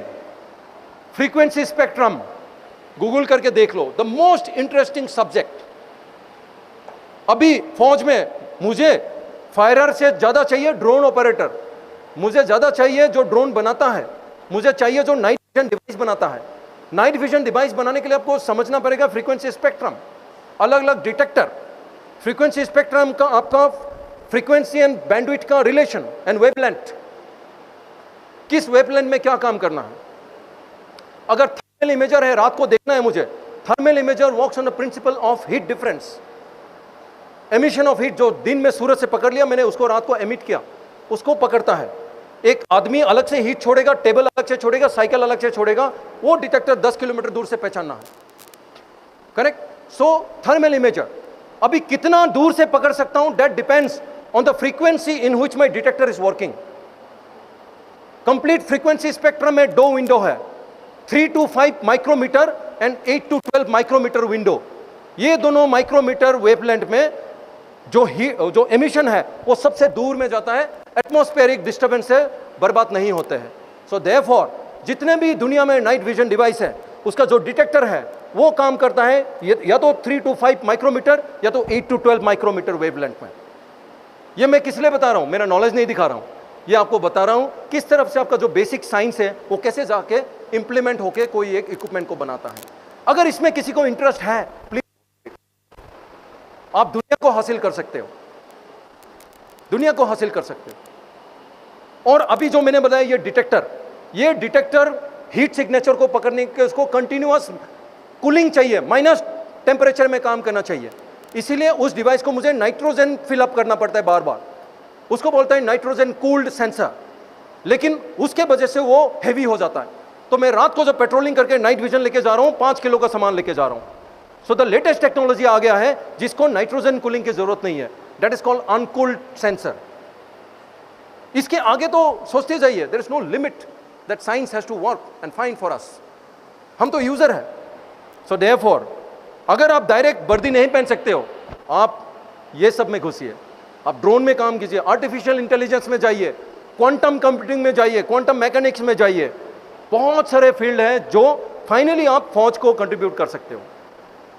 मेरे जो गन है, अभी वीडियो दिखाया, टैंक है, it is so high tech. जहां पे टैंक भेजा उसको सैटेलाइट सिग्नल पकड़ के अपना लोकेशन पता होना चाहिए। जहां भी उसने बैरल घुमाया उसको कहां मैं देख रहा हूं उसको पता होना चाहिए, क्योंकि मैं सिग्नल में बता रहा हूं मैं एक टारगेट, लैटिट्यूड 34 डिग्री 43, ये longitude so and so fire. Gun को उसके लिए क्या करना पड़ेगा, उसको टारगेट का लोकेशन पता हो गया, उसको खुद का लोकेशन पता होना चाहिए, उसके बाद वो कैलकुलेशन करेगा, वो देखेगा मेरा गोला या मिसाइल एटमॉस्फेयर में कितना ऊपर से जाएगा, उसमें हवा का प्रेशर टेम्परेचर क्या है, उसको कैलकुलेट करेगा ताकि गोला नहीं जाके करेक्ट एक्यूरेट गिरेगा। अभी मेरा जो ये गनर है, आपको लगता है ऐसे खड़ा है, भाई साहब सॉरी, आपका ऑपरेटर है, he can handle the latest radio set, right. जो मेरा टेक्निकल असिस्टेंट है, you give him a latitude longitude, यहां से 50 किलोमीटर दूर, वो मेरे को तुरंत निकाल देगा मेरे को किस गन को कहां पे क्या फिटिंग करके क्या फायर करना है। मैं जब 15-25 किलोमीटर में फायर करूंगा, 13 किलोमीटर ऊपर जाके नीचे आएगा। तो 13 किलोमीटर में हर एक 2000 मीटर में एटमॉस्फेयर का लेयर चेंज होता है, उसका करेक्शन को लगाना पड़ेगा, उसके बाद उसको मैं फायर करूंगा तब जाके करेक्टली गिरेगा। अगर वो हासिल करना है, look at that technical assistant. तो इट इज नॉट दैट सिर्फ राइफल ना, राइफल तो आजकल आएगा नहीं, सिंदूर में देख लिया, घर में बैठे बैठे लड़ाई हो गया, राइफल का काम सबसे लास्ट में आएगा। Today the world is different, long distance, long range, missile, artillery, मेरा मैक्सिमम सामने का लड़ाई तो आएगा तो वेल एंड गुड, नहीं तो बहुत कम चांसेस हैं। सो देयरफॉर आप लोगों के लिए बहुत स्कोप है। यही कह रहा हूं, अगर डायरेक्ट वर्दी नहीं भी पहन पाते हो, there are lot of things which you can do to contribute and be part of this. Conclusion, decide your goal, give your best, discipline बहुत जरूरी है। एम डिसाइड कर लिया, सोते रह गया, सॉरी। ऑल्टरनेट प्लान जरूरी है। अगर मेन एम हासिल नहीं हुआ, जैसे हम कमांडो पेट्रोल को भी भेजते हैं टास्क देके, अगर मेन टारगेट में नहीं बर्बाद कर पाते हैं, उसको ऑल्टरनेट टास्क जरूर करके आएगा। सो एम भी अपना ऑल्टरनेट रखना जरूरी है। अपना थ्रेट को आइडेंटिफाई करो, मेरा कमजोरी क्या है। हो सकता है घर में मुश्किल है, हो सकता है मेरे मैथ्स में कमजोर हूं, कुछ भी हो सकता है, उसको आइडेंटिफाई करो। जैसे आइडेंटिफाई हो गया, उसका सॉल्यूशन निकल जाएगा। पैसे नहीं है, निकल जाएगा। अभी हाल ही में मेरे ही कैंटोनमेंट में मैंने बोला यहाँ का एनसीसी को कि अगर कोई बच्चे हैं कॉलेज के जो स्कूल के बच्चों को पढ़ाने को तैयार है, शाम को 2 घंटे आना है, महीने में 20,000 मैं दूंगा।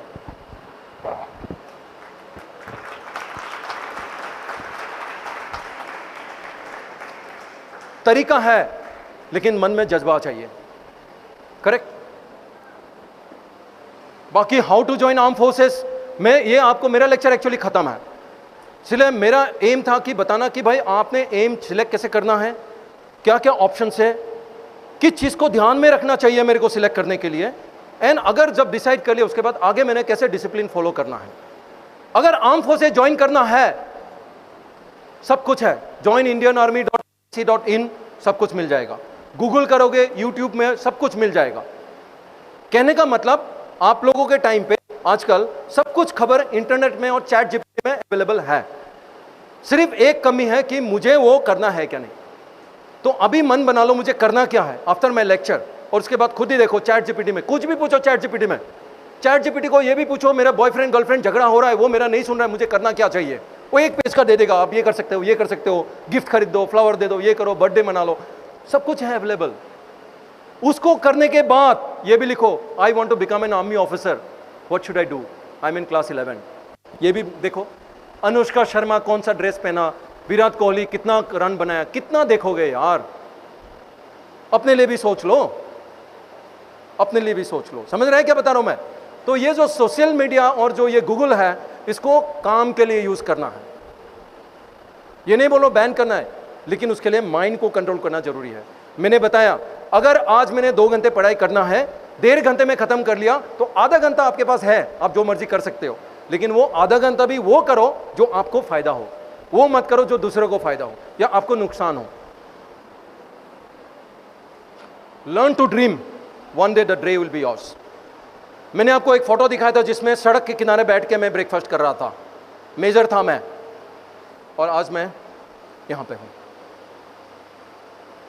अगर मैं सपना नहीं देखता था क्या हो सकता था? अगर मैं मेहनत नहीं करता था क्या हो सकता था? नहीं हो सकता था। सो देयरफॉर मेरा लास्ट कोटेशन यही है, learn to dream, one day the world will be yours. ठीक है? अभी आप में से कुछ लोग बोलोगे हमारे पंजाब में तो कितने जनरल साहब है, ये कहां से ब्रिगेडियर साहब आ रहा है, खुद को क्या सोच रहा है? मैडम भी सोच रही है। मेरे देश के लिए मैं काफी हूं। अभी मेरे ऊपर वो किताब लिखना चाहते हैं, मेरे को बार बार फोन कर रहे हैं, मैंने बोला परमिशन ले लो। अभी मैं चुपके से घर जाता हूं क्योंकि वो इतना मीटिंग कर देंगे, वेलकम कर देंगे, मेरा छुट्टी बर्बाद हो जाएगी, इसलिए चुपके से गया, चुपके से आ गया। इस बार कहने का मतलब मेरे लिए दिस इज गुड एनफ, आपके लिए sky is not the limit यार। इसमें एक फोटो मैंने नहीं दिखाया। Who was the first man to go to space? India का सबसे पहला कौन स्पेस में गया था? राकेश शर्मा। देखा है आपने?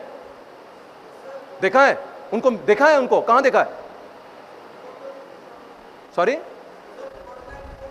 ऑनलाइन फोटो में देखा है। गुड यार, I missed it. I have a photograph with him, I met him personally because he was wing commander Rakesh Sharma. और जब वो मिशन में गए, वापस आने के बाद रशिया का हाईएस्ट अवार्ड से उनको नवाजा गया, ये लोगों को नहीं पता है। और इंडिया का हाईएस्ट अवार्ड अशोक चक्र से भी उनको नवाजा गया। So he is not just Rakesh Sharma, he is wing commander Rakesh Sharma, Ashok Chakra and order of the Soviet empire something है। और जो सोवियत पायलट था उनको भी अशोक चक्र इंडियन उससे नवाजा गया। तो ये लोगों को नहीं पता है। And I have photograph with him. और अगर ये मैं वर्दी नहीं पहनता तो ऑब्वियसली नहीं होता था। फील्ड मार्शल मानेकशॉ का लेक्चर मैंने सुना हुआ है as a India cadet. 90 years में आए तो उनको स्टेज में चढ़ने के लिए हमने हाथ पकड़ा, don't hold me son, I can go up myself, ऐसे करता है। और उनका जो लेक्चर सुना मैंने वो मेरा दिल में रह गया। Please set. तो ये वर्दी के वजह से जिंदगी में ऐसा कुछ करने को मिलता है जो कि बाकी जगह नहीं मिलता है। और बाकी अभी नेवी के बारे में नहीं बोलूंगा तो मैं तो आज तो मुझे यहां से वो कर देंगे। आर्मी में हूं लेकिन नेवी का काफी बार मैंने शिप में जाने को मौका मिला है। एनडीए में भी हमें शिप में डे आउट इन द सी बोलता है नेवी वाला। लेकिन बता रहा हूं आधे हम एनडीए में इतना रोलिंग करता है, इतना रोलिंग कराता है डिनर के बाद, हमें उल्टी तो आना बंद हो जाता है। शुरू में बहुत आता है, बाद में बंद हो जाता है। लेकिन शिप में गए 6 सेमेस्टर में आधे घंटे में आधा जनता उल्टी कर रहे थे। वाई? तब हम सीखा शिप में 3 मोशन होता है, रोलिंग, पिचिंग, 3 मोशन में ऐसे ऐसे घूम पेट में जो भी है। और सबसे पहले इन्होंने अच्छा ब्रेकफास्ट खिला लिया नेवी वालों ने। खाना बहुत अच्छा होता है इनका। CHD में जो फॉरेन लड़कियां एक टाइम हमारे टाइम बोलते थे, if you want foreign goods, foreign travel, marry navy guy. If you want comes back every day home, marry air force guy. If you want lot of adventure, don't mind 3 years of separation, marry guy. ठीक है, तो इस तरफ से बोलते थे। तो navy का चार्म अलग ही, व्हाइट ड्रेस, रॉयल वाला।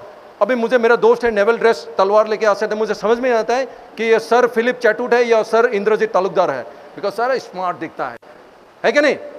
ओके, तो कहीं भी जाते हैं। सो नेवी इज वेरी गुड, कोई शक नहीं है। लेकिन आई वॉज प्लेजेंटली सरप्राइज, मुझे नहीं पता था पंजाब में इतना नेवल कैडेट है। क्योंकि एनडीए में देखा था तकरीबन साउथ इंडिया के और केरला के जो मेरे साथ वाले वो नेवल ऑप्ट करते हैं, क्योंकि बोलते हैं होम पोस्टिंग ज्यादा मिलता है। और मेरे नेवी वाले साथ में है। पोस्टिंग देखो, कोचिन गोवा मुंबई, मुंबई कोचिन गोवा, कोचिन गोवा मुंबई, मुंबई कोचिन गोवा। एक बार फ्रांस, एक बार जापान, बीच बीच में। तो बढ़िया है नेवी। और एक सबमरीन वाला है, पानी से ऊपर बाहर आता ही नहीं है वो सबमरीन, न्यूक्लियर सबमरीन में घूमते रहते हैं, पता नहीं कहां है। सो नेवी का लाइफ अलग है। और जो मार्कोस है, एनडीए में स्विमिंग का उस्ताद मेरा नेवी का था, ऐसे उस्ताद जैसा। वो पता नहीं पानी के अंदर ऐसे आवाज करता था, टुम टुम आवाज करता था। हम बड़े डरते थे कैडेट। हम उसने नाम लिखा था उठ बिलाव, वो पानी वाला, क्योंकि वो आके अगर स्विमिंग कैडेट नहीं किया वो दबा देता था पानी के अंदर। जो डरता था, जो स्विमिंग नहीं आता था, दबा के। लेकिन सिखाया जरूर। वो 10 मीटर से जाम करना 4th सेमेस्टर का टेस्ट होता है। वो फर्स्ट सेमेस्टर में कॉन्फिडेंट दे दिया, भाई 10 मीटर के उससे भी ऊपर आ तो जंप कर देंगे। बड़े अच्छे होते हैं पानी में, क्योंकि उनको ट्रेनिंग में ship to ship, submarine to ship, everything they are trained, they are expert पानी में। और अंडमान पोस्टिंग देखो इनका, अंडमान तो भूल ही गया मैं। अंडमान है ना, वाइजैक में, वाइजैक आई have taken that ship. Vizag से वापस आओ तो वाह, उनका कॉलोनी देखो पहाड़ के ऊपर ग्रीन के बीच में, झूठ नहीं बोल रहा हूँ मैं, ब्यूटीफुल नेवी लाइफ। पानी जिसको पसंद है, लेकिन जिसको पहाड़ पसंद है, ठीक है। लास्ट मेरा आज एक पॉइंट है, अभी ये मैं गुरु दक्षिणा मांगने वाला हूं आपसे, सीओ साहब से और बाकियों से। तो अभी क्या है लेटेस्ट, अभी भी आप लोग कुछ कंट्रीब्यूट कर सकते हो, including director ma'am and principal ma'am. अभी क्या है, एक नया डोमेन है। पहले लड़ाई लड़े जाते थे land, sea and the air, 3 domain of warfare. बीच में शुरू हो गया स्पेस, फिर 5th डोमेन आ गया साइबर, 6th डोमेन अभी आ गया इलेक्ट्रॉनिक वॉरफेयर, और 7th डोमेन आ गया information warfare. So first 3 domain सबको पता है, स्पेस सबको पता है, साइबर अटैक आएगा, रेलवे नेटवर्क खराब, आपका एयरपोर्ट का नेटवर्क खराब, मेट्रो नहीं काम करेगा, जहां भी ऑटोमेशन है बिजली का सब कुछ खत्म हो सकता है। आपका डैम का प्रॉब्लम हो सकता है अगर ऑटोमेटेड सिस्टम है, अगर साइबर। इसके अलावा नया 2 डोमेन है, electronic warfare and information warfare. Electronic warfare है, मैंने जो बोला फ्रीक्वेंसी स्पेक्ट्रम, कोई भी ड्रोन उसको कोई भी मिसाइल आए उसको जैम कर दो, कोई सैटेलाइट है उसका लिंक को बर्बाद कर दो, इसको बोलता है इलेक्ट्रॉनिक वॉरफेयर। कोई रेडियो सेट से कम्युनिकेशन कर रहा है उसको जैम कर दो, इसको बोलता है इलेक्ट्रॉनिक वॉरफेयर। ये एक नया डोमेन है, तो इसके लिए भी lot of studies are going on. अभी ड्रोन हमारे पास आए थे, एक तो हमारा एडी गनर ने बहुत अच्छा काम किया, सबको पता है, एक बार तालियां हो जाना चाहिए, करेक्ट। जितने भी ड्रोन आए उनको मार के गिराया। लेकिन अगर किसी ने न्यूज में पढ़ा होगा, डीआरडीओ ने एक नया सिस्टम बनाया कि अपना एक रे डाल के उसको जला देते हैं और गिरा देते हैं। इसी तरफ हम अभी गन बना रहे हैं जो कि ड्रोन को फ्रीक्वेंसी को जैम करके गिरा सकते हैं। तो ये इलेक्ट्रॉनिक वॉरफेयर है, ये सिर्फ आपका जानकारी के लिए बोल रहा हूँ। लेकिन लास्ट डोमेन जो है जिसमें आप और मैं सब लोग कंट्रीब्यूट करना है वो है इंफॉर्मेशन वॉरफेयर। अभी इजराइल ईरान में लड़ाई हो रहा है, अभी हमने ऑपरेशन सिंदूर किया, अभी एक्चुअल खबर क्या है किसी को नहीं पता है। क्या उन्होंने हमारा राफेल गिराया था, नहीं गिराया था, नहीं पता है, ये तो बड़े होंगे। लेकिन इंफॉर्मेशन वॉरफेयर में डिसइंफॉर्मेशन बहुत होने का अंदेजा होता है, रूमर्स फैलने का बहुत खतरा होता है, लोग बोलने का भारतीय फौज हार गया। आई एम टेलिंग यू, तो पहले जमाने में जब 1962 चाइना के साथ लड़ाई हुआ था, एक सेला पास बोल के है, किसी ने गया है, तो सेला पास इतनी ऊंचाई है, वहां तो चाइना नहीं आ सकता था, लेकिन अपने जवानों को किसी ने बोल दिया हम हार गए, यहां से छोड़ के भाग जाओ, तो सभी भाग के भूटान भाग गए, तो सेला पास चाइना ने ले लिया। तो वो एक रूमर, वो डिसइंफॉर्मेशन कैंपेन। तो आज के जमाने में कैसे हो रहा है ये सोशल मीडिया में हो रहा है और मीडिया में हो रहा है, ठीक है। तो इस चीज से हमने लड़ाई करना बहुत जरूरी है।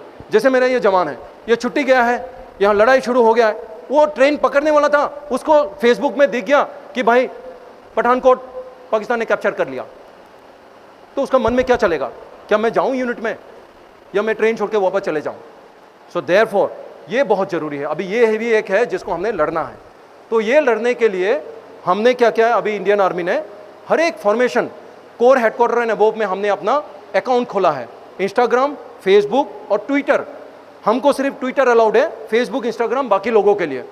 इसमें हम जो असली खबर है टाइम टू टाइम वो हम पब्लिश करते हैं। प्लस अपने भी मन में अभी पठानकोट वाले भी सोचेंगे कि यार हमारे फौज के पास तो ड्रोन को मारने के लिए कुछ है नहीं, लेकिन वो पहला वाला वीडियो मैंने जो दिखाया था वो अभी इसमें आने वाले हैं 2-3 दिन में। तो इस तरफ का हम वीडियो डालते हैं, हम जो ऑफिशियल अकाउंट्स है, इस तरफ से हम दिखाते हैं कि हम किस तरफ से तैयार हैं। ये सिर्फ आपको बताने के लिए नहीं, ये दुश्मन को भी बताने के लिए कि भाई बेटा मत आओ, हम तैयार हैं। तो ये है हमारा एक नया इस चीज़ को टैकल करने का। जैसे प्रताप वर्ल्ड स्कूल का बहुत बढ़िया, मैं देखता हूँ कभी कभी पोस्ट, उनका पेरेंट्स से इंटरव्यू लेते हैं, पुराने स्टूडेंट से इंटरव्यू लेते हैं, तो इससे पता लगता है स्कूल कितना अच्छा है, विश्वास हो जाता है, because seeing is believing. Similarly अगर आप नहीं देखोगे भारतीय फौज के पास क्या ताकत है तो आप नहीं बिलीव करोगे। तो इसीलिए ये जरूरी है, ये जो है ये नया डोमेन को आप लोगों ने सपोर्ट करने का। तो इसीलिए मैं अभी क्या करूंगा, हमारा जो अकाउंट है स्पेशली इधर हम जो है यहाँ के मामून में है, और इधर पे सांबा से इधर तक जो है वो हमारा जीओसी साहब के अंदर है, इसी तरफ जम्मू के जीओसी साहब, ये दोनों जो है पूरा योल के अंदर आते हैं, जो कि हम बोलते हैं राइजिंग स्टार कोर बोलता है। राइजिंग स्टार कोर के अंदर हम है, जो कि हमारा कोर कमांडर साहब है, कभी कभी आते हैं यहाँ पे एक्स सर्विसमैन से मिलने, तो उनका अकाउंट है, हमारा नहीं है, नीचे वालों का, उनका अकाउंट है, उनका अकाउंट में हम भेजते हैं, वहाँ से पोस्ट करते हैं।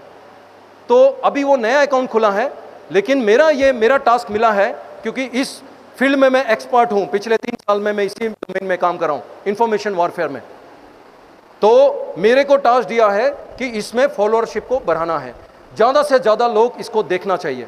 तमाम पठानकोट, सांबा और इधर के लोग जो है, स्टूडेंट से लेके जो भी है, सब लोग इस अकाउंट को फॉलो करने से आप लोग को एक तो पता लगेगा, दूसरा कभी अगर ऐसा फिर से ऐसा नौबत आ जाए जब मैं पब्लिक को कुछ बताना चाहता हूं, मैं इसमें पोस्ट करूंगा। मैं ये चीज़ कर रहा था, सिक्किम में पोस्टेड था 2023 में, नॉर्थ सिक्किम में फ्लड आके 1800 टूरिस्ट फंस गए थे। तो मेरा यही एक जरिया था उनके घर वालों से कम्युनिकेट करना कि ये लोग सेफ है, क्योंकि वहाँ का मोबाइल कनेक्शन आउट हो गया था। मैंने क्या क्या ग्राउंड में मेरे जवान भेजा, जहाँ जहाँ होटल में फंसा हुआ था, होम स्टे में फंसा हुआ था, सबका फोटो खींच के लाया, उनका वीडियो बना के लाया और मेरे पास आया। तो मैंने इसमें पोस्ट किया, यूट्यूब में पोस्ट किया और पूरा चैनल को, मीडिया को दे दिया, बोला भाई अपने घर वालों को पहचानो और देखो कि सब सेफ है, नहीं तो। और मेरे पास 3 दिन में, और मेरा नंबर भी दे दिया, अभी भी गूगल करके देख लो, सिक्किम फ्लड आर्मी हेल्पलाइन, मेरा नंबर आ जाएगा 9906200205। अभी लास्ट वीक में फ्लड हुआ था, फिर मेरे पास कॉल आ रहा था, क्योंकि वो गूगल में है। What I am trying to say, 1800 tourist को, उसमें 62 बांग्लादेशी थे, कोई थाईलैंड के थे, अमेरिकन थे, सबको, उनको एम्बेसी को बता पाया कि आपके लोग सेफ हैं। सो ये सोशल मीडिया बहुत ज़रूरी है। कल को ड्रोन अटैक आ गया, साइबर अटैक आ गया, मामून अलग हो गया, पठानकोट शहर अलग हो गया, आप लोग घर में बैठे हो, आपके पास इंटरनेट है, यही एक जरिया होगा जिसमें मैं आपको कुछ मैसेज पास कर पाऊंगा। अभी पठानकोट के डीसी साहब मेरे साथ रोज बैठ रहे हैं, हम डिसाइड कर रहे हैं कौन कौन सा गांव में बंकर बनाना चाहिए आप लोग बचने के लिए, पठानकोट के लोगों को अगर हवाई हमला होता है, वो बंकर कहाँ होगा, उसमें भागने के लिए हुक्म कब मिलेगा, हम आपको कैसे बताएंगे, सायरन बजाएंगे, क्या बोलेंगे, एवरीथिंग हम इसमें पास कर पाएंगे।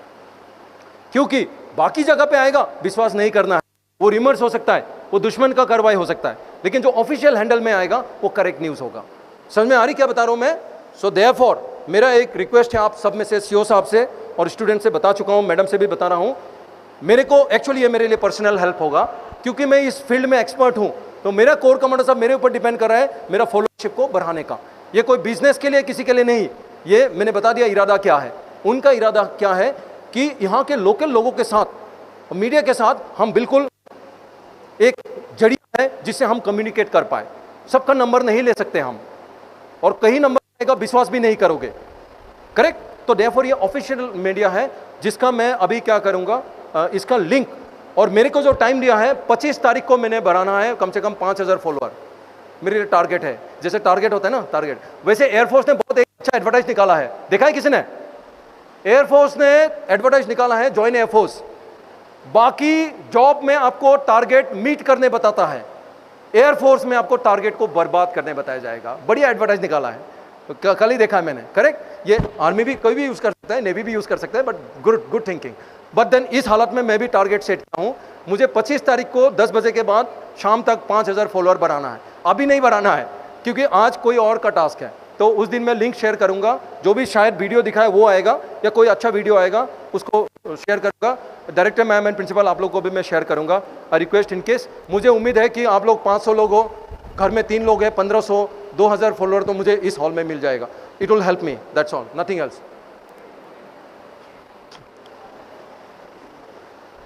ओके, जब एक पायलट, फाइटर पायलट ऊपर जाता है ना 30,000 फीट, उसको टास्क मिलता है एक बॉम्ब गिराने का। अभी वो बॉम्ब दूर से गिरा के आ जाए या नजदीक से यकीन करके गिराए, वो उसने डिसाइड करना है, उसको कोई देखने के लिए नहीं है।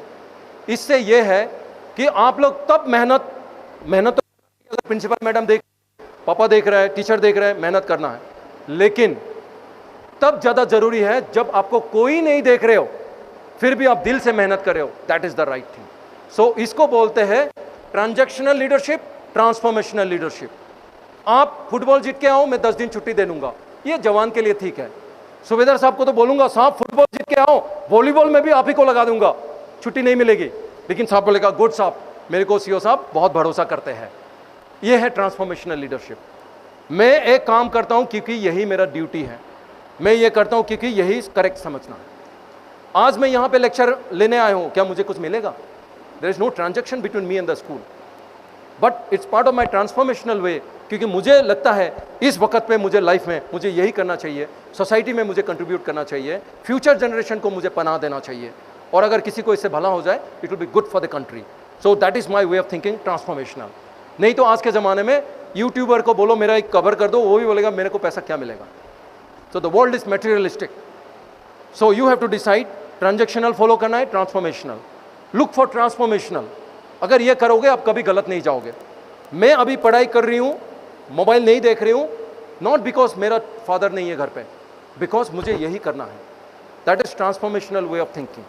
वो करो जो मुझे करना उचित है। That's it, I finish, thank you.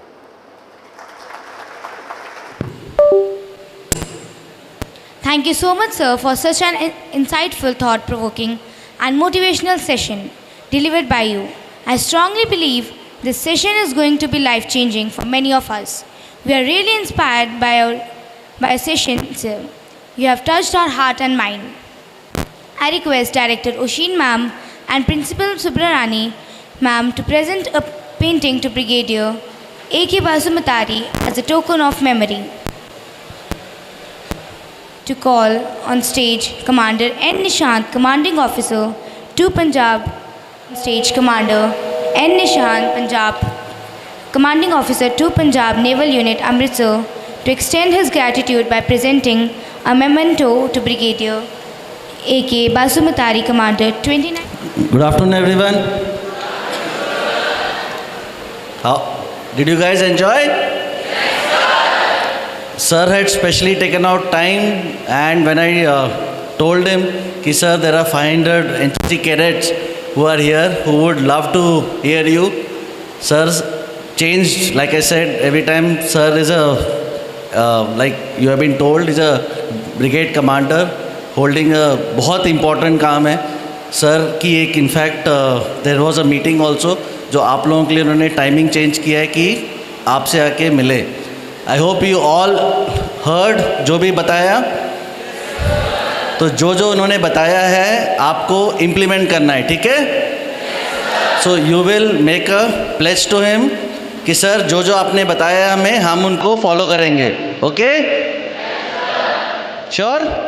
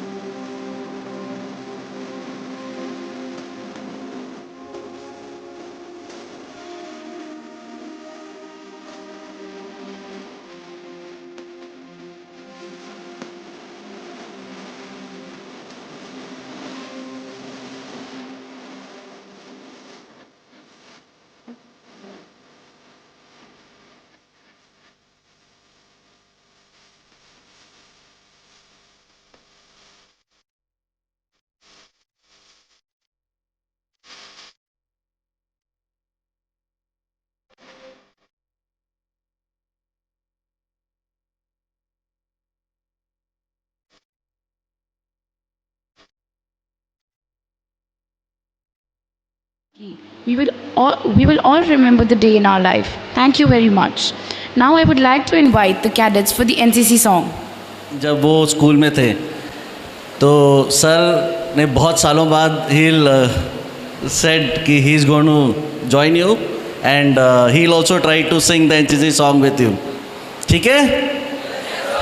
तो आप लोग सारे जो स्टेज में हैं और आज सर हैं तो ऐसा नहीं है कि जो स्टेज में है वही गाएंगे, ठीक है? जिन जिन को सॉन्ग आता है आई वांट यहाँ से लेके जो सर का ऑफिस है यहाँ से एटलीस्ट 5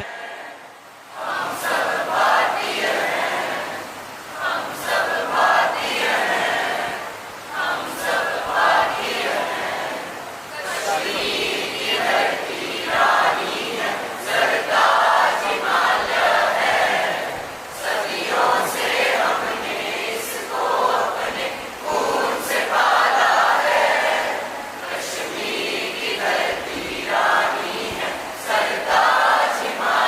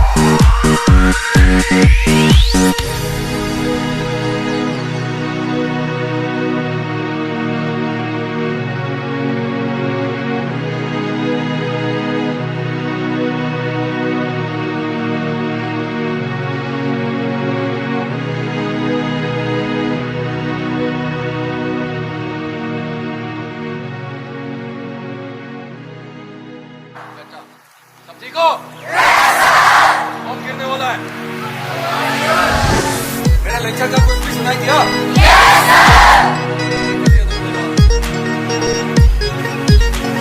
एक घंटा बैठा रहा गर्मी में, वो भी एक जिंदगी का स्ट्रेक, कहीं ना कहीं काम आएगा, बता रहा। Okay, all the very best. बहुत अच्छा लगा मुझे आप लोगों से मिलके, बात करके, और थैंक यू जिसने मेरे को मेरा ऊपर कमा दिया, कम कर दिया है। तो मैं अभी अगली बार करूँगा तो 35 वाला स्पीड से करूँगा। ओके,